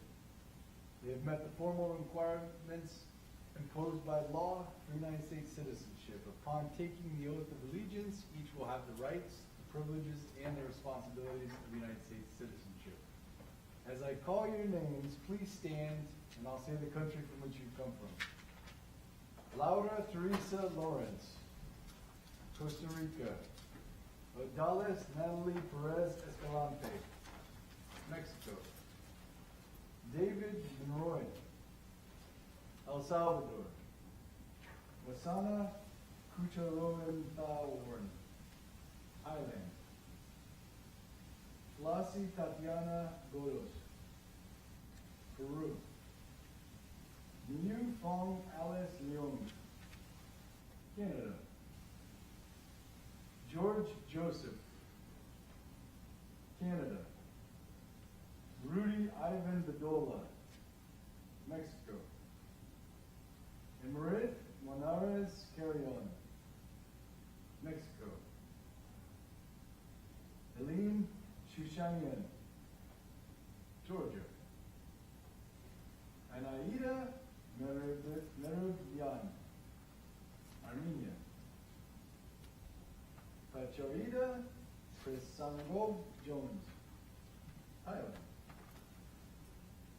Renetta Arthurine Hunter Now, Jamaica. And this, Your Honor, is our class of applicants for this afternoon. At this time, the government moves that the oath of allegiance be administered to the prospective citizens of the United States and that all petitions for change of name be granted. All right, it's my honor and pleasure to grant that motion. Thank you, Mr. Mullen. Thank you, Your Honor. Well, first, on behalf of the judges of this court, congratulations to America's newest citizens.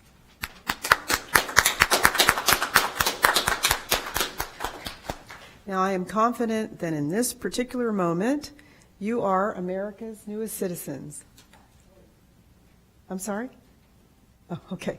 I'm confident that you are. We have been swearing in other people this morning, and we will swear in more tomorrow morning. And I'm sure there are probably ceremonies in other places across the country, but I bet in this minute you are America's newest citizens. Now, what is the importance of that? We want to celebrate you and honor you.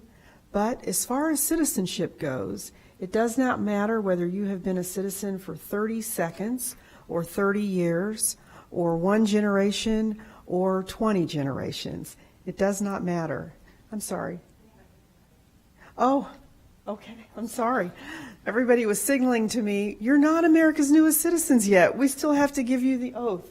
Mr. Hokinson, go ahead. Thank you, All Your right. Honor. Will you please stand as you're able?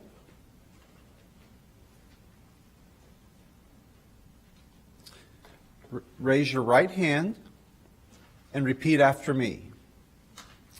I state your name. Hereby declare on oath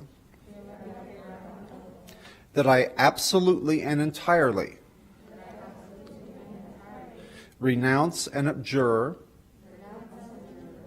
all allegiance and fidelity to any foreign prince,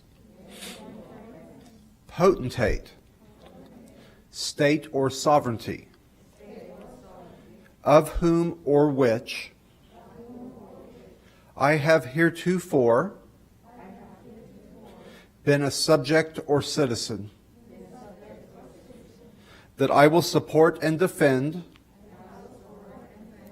the Constitution and laws of the United States of America against all enemies, foreign and domestic, that I will bear true faith and allegiance to the same, that I will bear arms on behalf of the United States when required by the law, that I will perform non-combatant service in the armed forces of the United States when required by law, that I will perform work of national importance under civilian direction when required by the law, and that I take this obligation freely without any mental reservation or purpose of evasion. So help me God. Thank you. All right, you can be seated. And now you are America's newest citizens, now that you have taken that very important oath. It doesn't matter, as I said, when you become a citizen, how long you've been a citizen, whether your family has been here for generations or whether you are first-generation American. As American citizens, we all enjoy the same rights and privileges and benefits. We also all have the same burdens and responsibilities. And you've just taken an oath which spoke to some of the burdens and responsibilities of citizenship. Any one of us could be called into military service or non-combatant service, and that may be unlikely, but that is a burden, that is a responsibility of citizenship that is important. But among the many rights and benefits and privileges of citizenship, perhaps the most important right is the right to vote. So in the packets that you have, there are applications to register to vote. And I encourage you to do that so that you can participate in the next round of elections that is coming soon, with primary elections coming soon, and then national and statewide elections coming in November. And of course, there are always local elections every year as well that are also very important. So I encourage you to do that. We're living in difficult times. First of all, your family and friends and those folks that have helped you on your journey to get to today can't be with you here in this room. Hopefully many of them are able to watch because we're live streaming this. But because of the viral pandemic and our need to protect ourselves, we're not able to do this the way we ordinarily do this ceremony. And of course, we're living in times of great frustration and pain and hurt and anger over injustices, over things that are broken or not perfect in our system. And we've all witnessed people that have gone into the public square in the last few days to raise their concerns, to raise their anger, to raise their ideas in protest. And that is a right that we all have under the First Amendment, to have our voices heard in this way, to talk about things that need to be fixed or improved to make this a better country. Voting is another way that we express those things, by selecting candidates that we think have the best ideas and the best ways of fixing certain things. We all know that this is a great country. You did not work as hard as you've worked to become American citizens if you did not believe that this was a great country. But it is a country, of course, that is made up of all of us, human beings that are flawed and imperfect. And so, of course, our country has flaws and imperfections.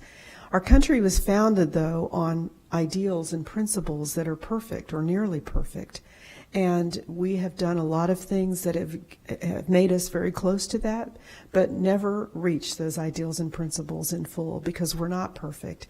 And we need all of us American citizens, you and I, to do things that bring us closer to perfection.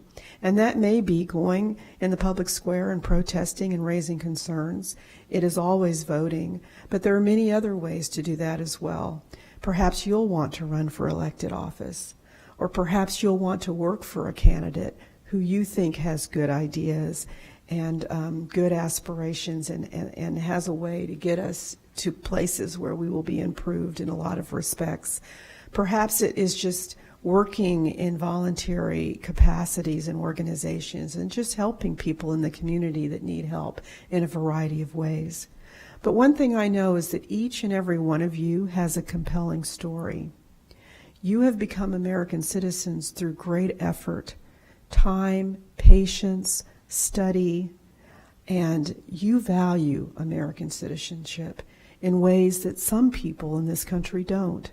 And I think it's important that as part of the public discourse, as part of the voices that we hear your stories, because I think people need to hear from people like you that have worked hard to become American citizens why you value American citizenship, what your struggle was like in getting here, so that hopefully they can value citizenship just as much as you do. So I encourage you to share your stories, to share your talents and your experiences and all that you are, because we need you. I think of America as being a tapestry of millions of threads sewn together, and now I think 17 of you in this room, or 17 new threads today that we sew into the American tapestry. And the more threads we sew in, the stronger we become as a country and the more beautiful we become, because we are more complete as we bring in more and more people that have unique talents and skills and experiences, life experiences, goals and desires for themselves and for this country. So I thank you for wanting to be a part of this country, for working hard to get here. I thank you for all that you've done already to make this country a better place and all the things that you will do going forward. I hope that when you leave this room today, you will be able to celebrate with the people that have helped you get here, your family, your friends, your supporters. And I wish you good health, and I wish you the best. And again, thank you for all that you've done to become American citizens. Thank you for making this country greater by your presence and your participation. We'll now be in recess. All rise.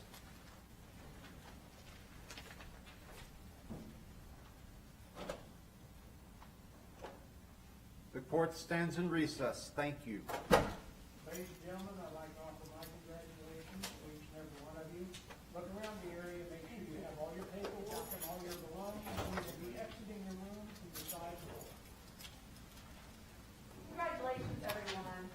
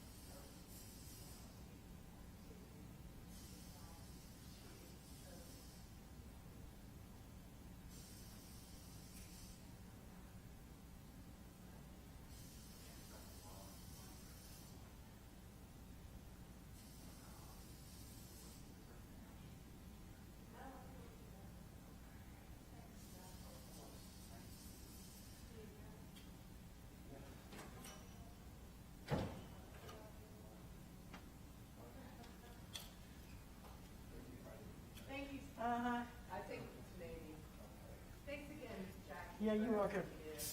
Thank you. I'll get these in the morning. Okay. I gotta do bring my bag, I wanna.